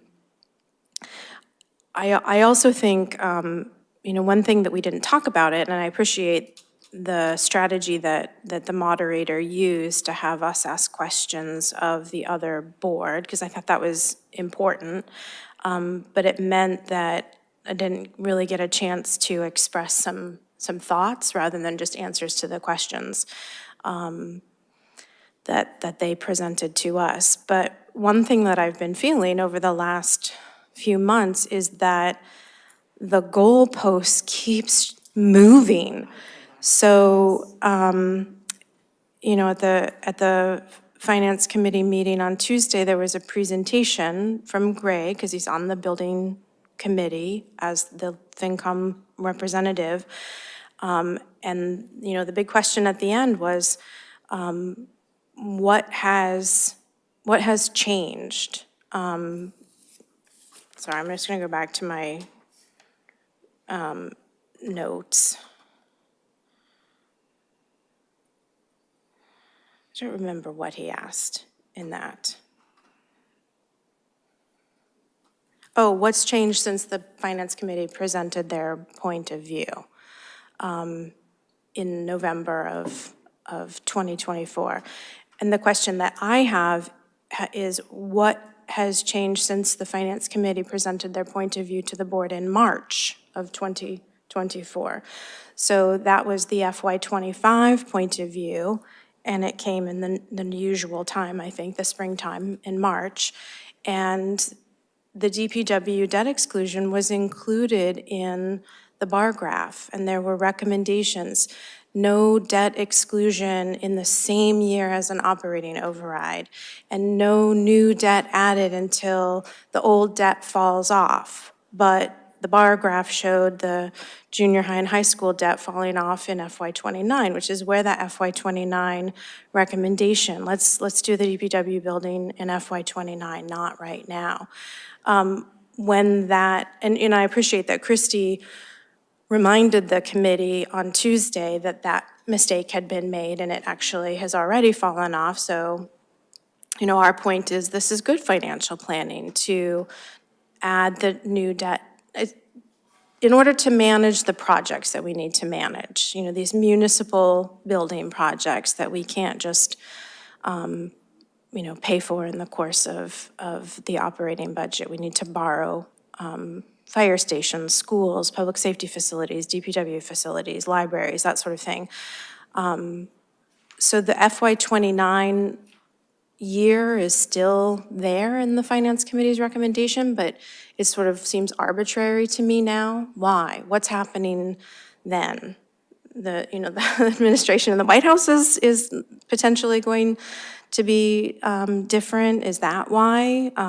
As Dean mentioned, the only thing that is sure is that the cost of the project, and we've decided through the feasibility study and through the process of having a DPW building committee that this scope and size and what's the elements that are in the project are the right for the operation of the Acton DPW department. So we can be sure that that project will be more expensive. That's what we can count on. And maybe if steel is more expensive, it might not be as expensive as the project in FY29 would be. So if we're thinking about long-term financial planning and the impact on the taxpayer, I think that there is one clear answer here. And that's more of an opinion than what I think about the results of the building. I also am really loath to continue talking about other communities and their DPW buildings and how big they are. I was very disappointed to come home from Friday night's meeting and read a letter to the editor in the Acton Exchange that suggested that the building's still a little bit too big, based on the populations in other towns where Weston and Sampson have built buildings for the DPW departments and the number of accepted road miles. Well, what about the number of storm drains? What about the number of culverts? What about the number of parks and rail trails? We haven't decided what the metrics are that are right to compare our project to another community's project. What we have done, though, is we've looked at the operations of our town's DPW, and Weston and Sampson did that, and figured out how many vehicles do you have, how many employees do you have, what departments. In fact, those other communities, do we know who's in those buildings? Do we know if engineering is in those DPW buildings? Do we know if trees and grounds is in there? Maybe they're bigger, maybe they're smaller because they have different departments in those buildings. So I think that, I do appreciate that the chair of Finance Committee said, I don't care about those other communities. I want to know what's right for the town of Acton. And I think we do know what's right for the town of Acton. It's the project that was presented to us before this 8% reduction. We can get rid of the hallway, fine. People can go outside if they want to go over into the mechanical bays, but I really— That still nags at me, but. No, it's my idea. Those poor staff. Alyssa, every time they have to put on their coat to go outside, they're going to think of me. But, I think that the wash bay is a critical element. Even the second conference room. What if somebody wants to sit down with an employee and do an annual evaluation and they don't have, a desk? Like the DPW director has a desk, but maybe the crew superintendent doesn't. So, or maybe a contractor's coming in and they're doing a training in the big conference room and they want to have a meeting in the small conference room. So I think we did have a building, and I think that it's reasonable to insist on bringing the cost down because that 47 million was too high and the 43 million even didn't feel great for people. That's $10 million that we've cut. I think that's significant and again, good faith. And it potentially can be even more when we add in the capital stabilization and the energy efficiency incentives. And there's something else there too. There was a third potential area of cost reductions. Oh, lower borrowing, lower interest rates. So good luck tomorrow. Dean and then David, yep. Yeah, I think, going back to the question that FinCom keeps raising about build two buildings, one for the staff and one for the operations. Certainly the engineering department, which is quite small, and the supervisory folks, yeah, you could move them into another building outside because there's the cost of building that other building. And you could make sure that they're working in a safe environment. But what you're leaving behind, without making any changes, is you still have an unsafe building for the people like the mechanics who are in there all the time, in much closer proximity to things like diesel fumes and pollutants and all that sort of thing. The OSHA non-compliant storage mezzanines, all of the other issues are still there. So, that it almost seems like a classist sort of thing, that they're concerned more about the white-collar people and making sure that they have pleasant environments than they care about the mechanics and the blue-collar workers that are providing those services. I think if you wanted to move somebody out of there, you could move the engineering department out. The engineering department has been other places in the past. They've been here in this building, they've been over in the Red House. And the decision was made to move them back there because that's the most efficient operation to provide the opportunity for cross communications between the crews and the engineers. So, when I first started here, engineering was in that same building next to the highway department, and I can't tell you how many times see the highway superintendent walk into the engineering office with a question. Or one of the foremen would walk into the engineering department with a question, and it was easy to get that information back and forth. Move them into another location, it just adds to inertia and inefficiency. So, I think this moving some of the people to another location is just a non-starter as far as I'm concerned. David? And it remains unproven that building another small building and then doing something else later for the equipment is a less expensive alternative. Right. It's kind of, in theory, better, but maybe not, or, in my judgment, it's likely to be not better. I mean, less expensive. I also want to just talk for a second about the tariffs. The tariffs are almost a non sequitur here, right? They, and the fact that the cost of steel might go up. So in building this new building, undoubtedly, labor cost is more expensive than materials. And the materials, it's not all steel, and the steel is going up by some amount we don't know. And there's some steel already in the country. That price will go up at market rates. We don't know what that is. But even then, it doesn't concern town meeting. Town meeting authorizes us to borrow an amount of money. We can't spend any more than that. So even if the price of steel goes up, if it's after we've signed the contract, it's the contractor's problem. If it's before we sign the contract, we do have a choice to make, but we are not doing that unilaterally, and we can't do something around town meeting to deal with that. So it's not like town meeting is going to authorize something and have to spend more. That's not the case. So we would have to make different choices, possibly come back to town meeting, but, who knows, right? It's not like, there's going to be, once town meeting votes, it's not like there is going to be increased cost added to their tax bill.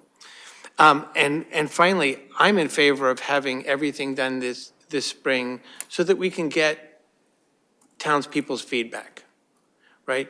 If everybody's, or not everybody, if some people are right in that this is not going to be a popular project, I'm interested in hearing comments at town meeting and hearing what people have to say.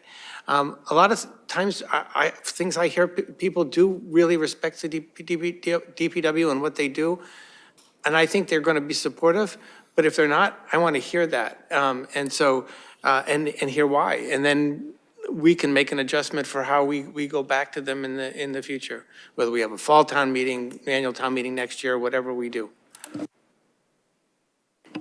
Can I ask a question? So, just saying it doesn't go forward at town meeting, and I don't want to spread bad juju or anything like that. As far as the design, which was already appropriated, the money was appropriated and paid for, well, what happens with that? Well, we'll have the design. We'll have a good estimate. We'll have a valid estimate. Might not be good, but it's a valid estimate. I think at that point, we will have expended all of the money that we've got. So then, if it doesn't go forward, we'll have to, if there's a decision made that we need to change course and redesign the building, obviously we'll have to go back to town meeting again and get money to redesign, which this happens. I'm looking at Tom to see if he knows if there's any money left in the couch cushions, but I think we're pretty much tapped out. It is what it is, and we don't really have any chance to, and frankly, I think we're squeezing Weston and Sampson pretty hard right now as far as what they've been able to produce for the amount of money that I think we've committed everything. So, and this has come up repeatedly in our job site meetings that, they've said, well, we've got an idea and we'd like to run it by you. And Tom says, no. First tell me how much it's going to cost and then tell me what it is that you want us, that you might want. So, yeah, if it fails,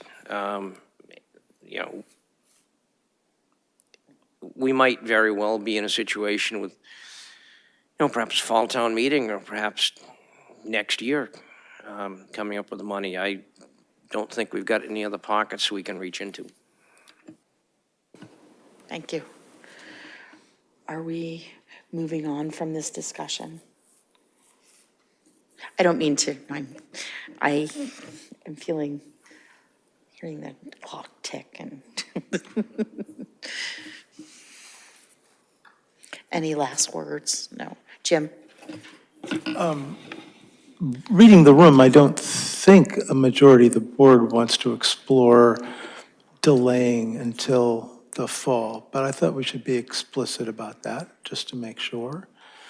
I'm open to it if we think it would increase the chance of passage, but I don't know where the rest of you sit on that notion, although I think you've spoken about a preference to doing it now. Yeah. That would be my vote, too, to do it now.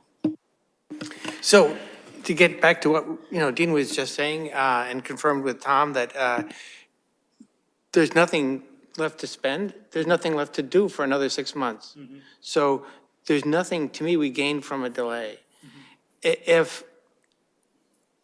If this is not what town meeting wants, mm-hmm. right? We presented town meeting the feasibility study. This is pretty close to what we presented to them in the feasibility study, and where they gave us the money to do the design. If we go back to them and they say, well, we've changed our mind, this is not what we want, that's fine. I mean, that's what they're for, right? And we have to run with that, but that's going to mean, as Fran pointed out, it's a different design. If they decide we want to do a personnel building now and a equipment storage building later, that's a different design, right? And it might even affect it will definitely affect where things go on the property and, everything, and planning for any future things. So we're starting again, and we need another $1,000,000-some-odd, which is one of the reasons, I have a list somewhere in my notes here of why I think that the current project is the right thing to do for taxpayers. It's not the wrong thing. People say that the worst thing is if this, town meeting doesn't like this. I don't see that as the worst thing. That's us learning from town meeting. The worst thing to me is to present to town meeting an inadequate plan, right? To say, we used your money here, we're proposing this, well, that won't really do the job. And then we're gonna come back to you in just a few years for more money to do. That's the worst case for me. I think the only thing that would be gained would be not more time for changing the design, because I agree, I think we've converged on, approximately the best design. And we don't have more money to do any major changes anyway. The extra time would be more time for education and persuasion. I mean, because the first vote is at the ballot box. And, for people who haven't encountered this idea before, they get, a paragraph on a ballot, and then they decide. It's hard, unless we've really, gotten the information to enough of the actual voters to, to explain to them what it is. But that's not a compelling reason to wait. It's just why it seems interesting to me. Dean and then Alyssa will go down. So I think, if we delay until fall, the one thing we know is that the estimate will be stale, so we won't have as good a number. We know that we've moved the project forward a year, so we know that the construction costs will be higher by a certain percentage. If the Finance Committee said, look, we're all in on this for this size building, if you do it in the fall, then I'd say, well, okay, that might be a gamble worth taking. But I don't see that we're going to get support of the Finance Committee in the fall any more than we're getting their support for May. So there is certainly something to be said about the idea about having a special town meeting with just one article on it, so you really have lots of opportunity to discuss it. But I think the downside and the uncertainty are worse than giving it our all with the best numbers that we possibly will have. So I don't see it, and the uncertainty that members of the Finance Committee come up with about the administration of Washington, the possible tariffs and all that, that's not going to clarify itself between now and November. So it's just kicks the can further and further down the road. So I just don't see that it's, as much as I would like to have more time to be able to explore the project and explain it to folks, and frankly, I'd really love it if the ballot vote was after town meeting, but that's unfortunately not the opportunity that we've got in front of us. I was just going to say that the reason I was intrigued by the suggestion was that the suggestion was made because there might be more certainty about the cost impact of tariffs. So we would know better, what that increase to the cost of the project would be. But Dean's right that it will certainly cost more because of the lag in the the cost estimate and then the pricing going up. So I think, plus the cost of another election, not only another town meeting, but another election. And I'm speaking with people as well as hearing people who are, coming to participate in the listening sessions that the Finance Committee is holding and just in conversations. And I'm hearing people various opinions. Some people think the timing is just fine. Some people think that the timing is right. No problem with, a debt exclusion is such a different thing than an operating override, such a different thing. You know, I've heard, who wouldn't vote for this? It's the DPW building. It's 55 years old. And, you know, there's, more time to communicate with voters, but we've been talking about this for a few years now. I think we definitely need to tackle misinformation. I heard that there are some people who think that there's some extravagances like a gym and locker rooms. Why do you need locker rooms? I think they must think that there's a gym because there's a locker room. Why do they need showers? Gym would have been really nice. Well, I was thinking, would that be so Sorry. horrible because there's a gym in the fire station and the public safety facility? Why can't the DPW crew get, you know, a treadmill and weight bench? That would be nice. But no, there's no gym, folks. And now there's no wash bay. And this is exactly how you build municipal buildings. So, moving on from this discussion. Yeah, I sent in 10 minutes, and I apologize for your waiting all the way to consent.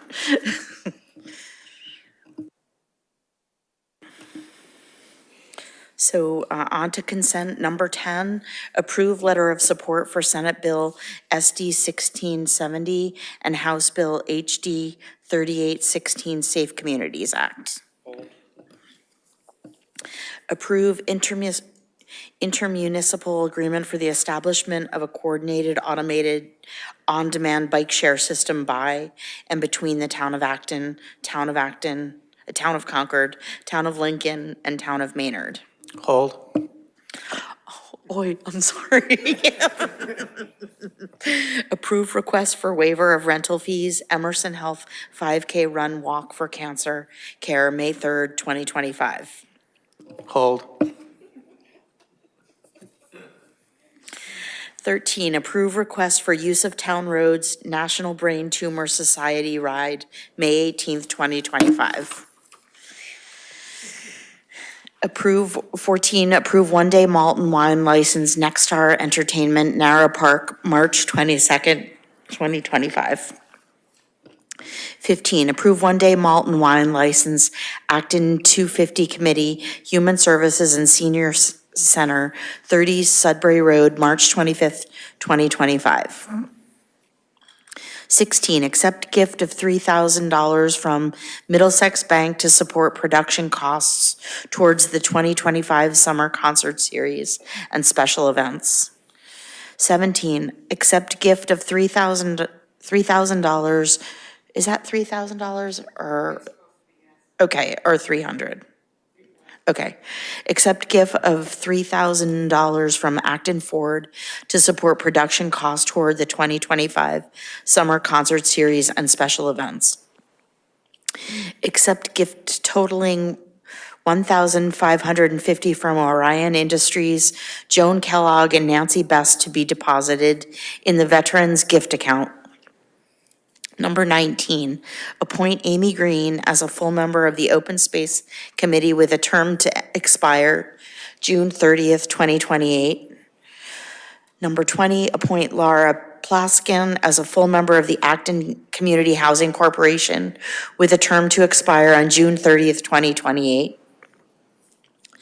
21, appoint Jack Durstein as a full member of the Diversity, Equity, and Inclusion Commission with a term to expire on June 30th, 2028. Move to approve consent items. Wait, can I go back and hold 14?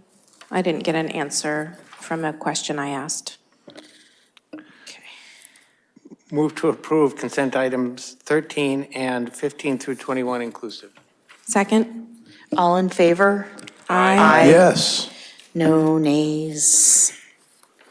So, Madam Chair, you can take these other ones in any order you like. I would love to take the number 13, 12, now, if we could do that. Approve request for waiver of rental fees, Emerson Health 5K Run, Walk for Cancer Care, May 3rd, 2025. Alyssa, you held that. I did. Oh, David did. You both did. So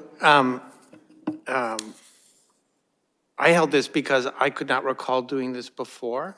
And we certainly have other 501(c)(3)s rent space. And I'm concerned about the precedent here of giving away the space. We have to maintain our parks. The Recreation Department is funded through fees like this. I'm not inclined to give them away. And if I was inclined to give them away, I would want discussion, which we could do tonight or do it another time, for a policy as to when we gave the fees away, right? Or whether we prorated them for 501(c)(3)s. I would say a very large percentage of the people that rent the facilities at NARA are nonprofits. And not all those are 501(c)(3)s, but quite a number of them are. And so, anyway, given this just straight up, I would just vote no. And if we wanted to move forward, I would like to have a policy on it. I would just echo almost all of that and suggest that I wouldn't be inclined to develop a policy distinguishing one 501(c)(3) from another, or even the type of event it is. There are plenty of nonprofits who have to spend money for venues to hold fundraisers, and that's just the cost of the fundraiser. So I think it would be really risky to go down a path to specify who or what type of fees that we waive. And the Recreation Department is a self-funding department, so I'm not in favor of that. To speak. Can I allow her to speak? Yeah. Would you like to come to the mic? Yeah. Sorry.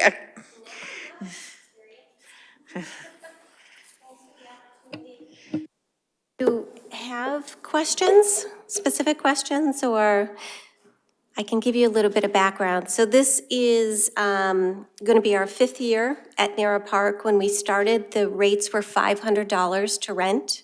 It went up to $900 post-pandemic, and I'm currently at $2,100, $2,180 for a morning event there. So it was suggested to me that other nonprofits came to the board to ask for waivers like this, and so I wanted to present it. Thank you. David.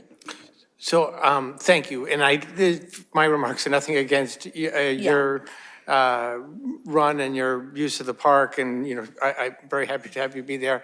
I don't recall us waiving fees for other organizations. Now, I could be wrong. I asked the town manager, and he said he couldn't recall them either.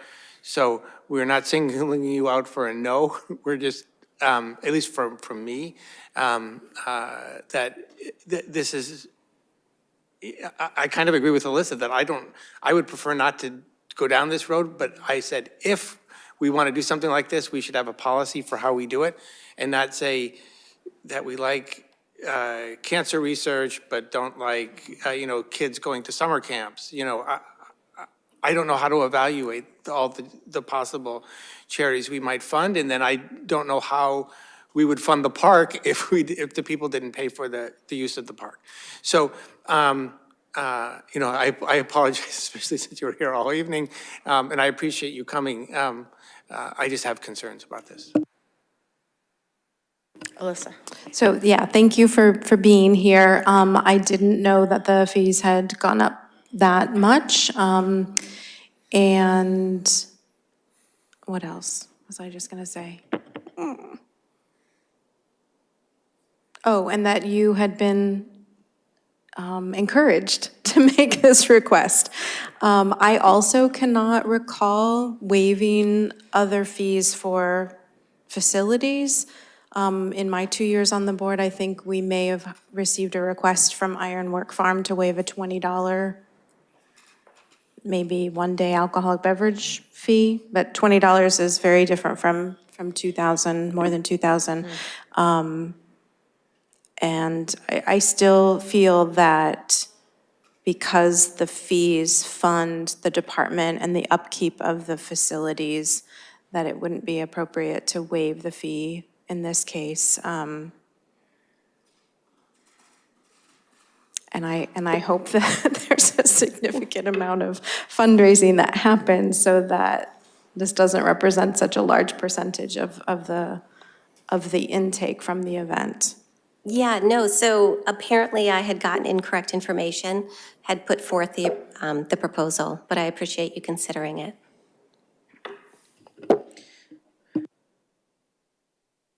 Going to vote on this? So we could do either two things. We could Yeah. move to not approve or Yeah. move to take no action. Do you have a preference? So I think moving to, I guess, not approve, or what's I the would difference? prefer voting to take no action. Okay. I'm a little confused about the information that other nonprofits have requested fee waivers, and the board has considered them. So rather than flat out shutting down, saying, yeah. vote not to approve, I think just taking no action. And maybe we can find out more information. That So sounds I great. move to take no action on consent item number 12. Second. All in favor? Aye. Yes. No nays? Thanks for Sorry, coming Ruth, in. thank you. Sorry about that.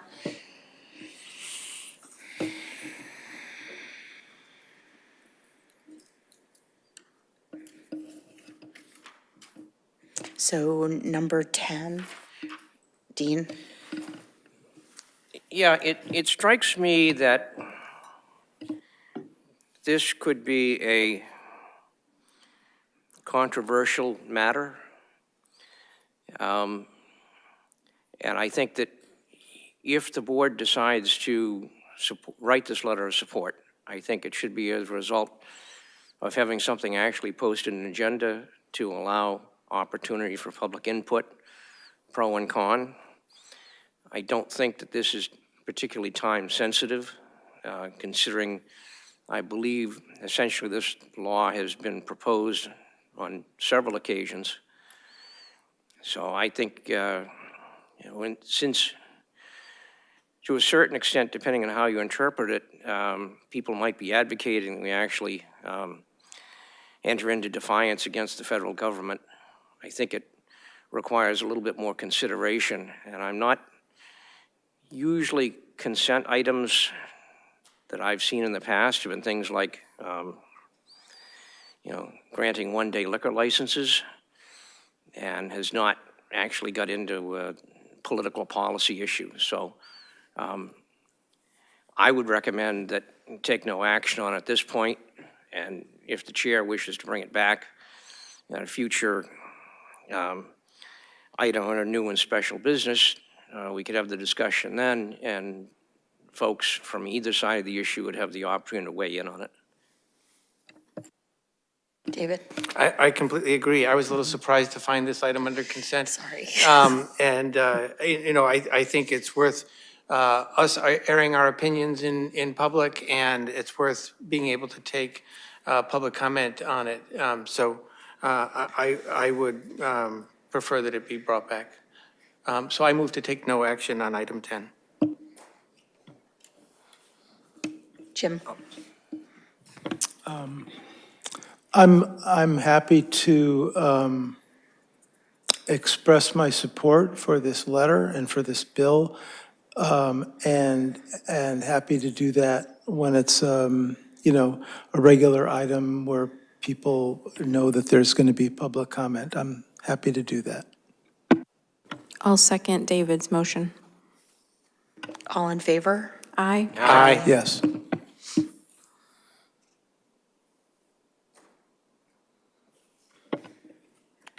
Is number 13 next? Number 13 was not held. Okay. Number 11 was held by 11. me. So my only concern with it, I think the agreement is completely fine to me. And the only concern, which is a very picky concern, but it's in the text of this, and I'm worried about approving it as is that the 3 bike stations that are shown in Acton, one at the train station, one by Brook Street, and one in the East Acton Village Square there. The one in Brook Street at the rail trail and the one in East Acton Square are very close to one another. We should cover another area of town, and I strongly think that one of those 2 should be in either Acton Center or West Acton. The point of bike rentals at all is so you can pick up a bike in one place and drop it in another place. If they're that close, where you could easily walk between East Acton Village and Brook Street, there's not the point of having one bike station there, unless we had dozens of bike stations in town, which we don't. We have 3. So I would either like to be told that it doesn't matter, we can move the bike stations wherever we want, despite what's listed in the agreement, or I would like to have that be changed to say that, or I'd like to have it list either Acton Center or West Acton Village. Alyssa? So I thought that they made sense to me because they're all close to a rail trail. I thought that's why those locations were chosen, and those guys over there want to talk. Yeah, David, sorry I didn't provide more context to your question earlier today, but it's meant to be for the bike trail. So the locations have to be on the bike trail to be support, because that's what connects the towns that are part of it. And the West Acton Village isn't, for example, isn't on the bike trail, even though it's a good spot for it. This grant that we received, we got $175,000, I think. And the partnership that we have with the other communities was all based on our connection, which is the rail trails.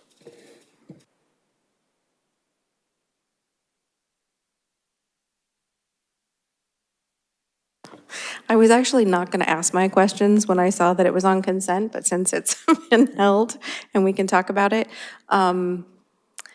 the application that was submitted lists dates April 2024 to April 2027, but obviously we're in April 2025, well, 2025 now, so is the date just pushed out for the 3-year program and it doesn't really matter what it said in the application? Yeah, so our goal is to launch this April 1st.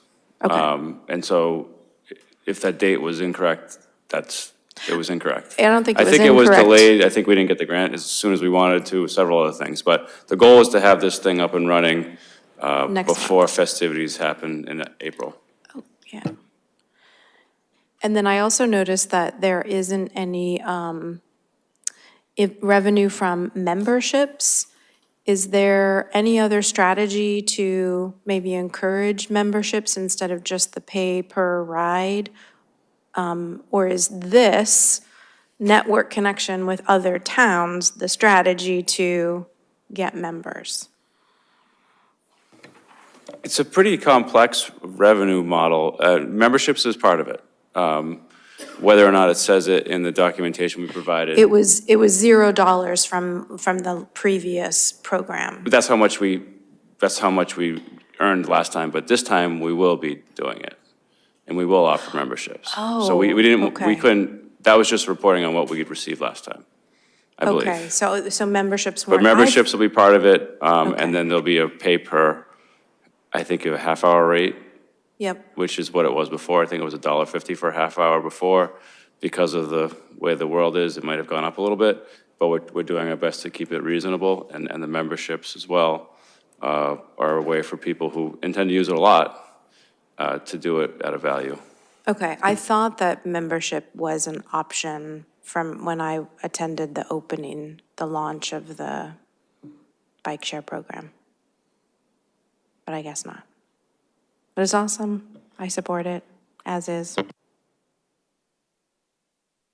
Yeah, I'll definitely support it if these have to be on the rail trails. It's just a real disappointment. The first bike share program we had, there was a station in West Acton, and the biggest use was between West Acton and the train station.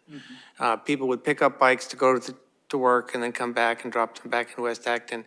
Now we'll be offering that service to people who live in Maynard, which I certainly don't object to. There's people in Maynard can pick up a bike, ride up the bike trail, drop it at the train station.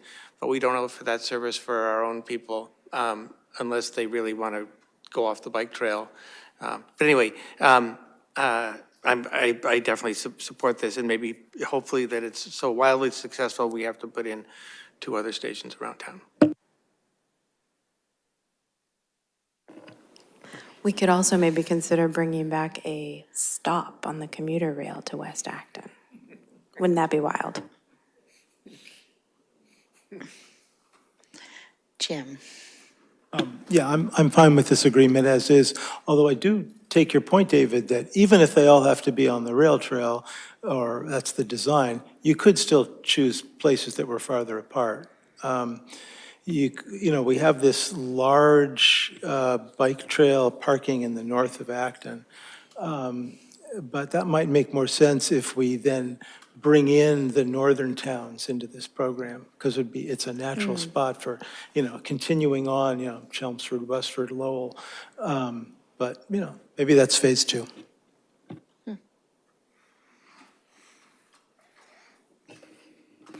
David? I move to approve the intermunicipal agreement for establishing a coordinated, automated, on-demand bike share system between the towns of Acton, Concord, Lincoln, and Maynard. Second? All in favor? Aye. Yes.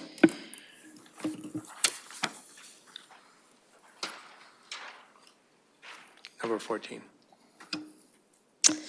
Did you hold 14? I held Alyssa, yeah. 14. So the chief recommended a police detail, and I wanted to make sure that the board didn't have to condition this approval of the license. I trust that staff will be able to sort that out, but I just wanted to make sure that that wouldn't be a thing that was missing if we just approved it as written here.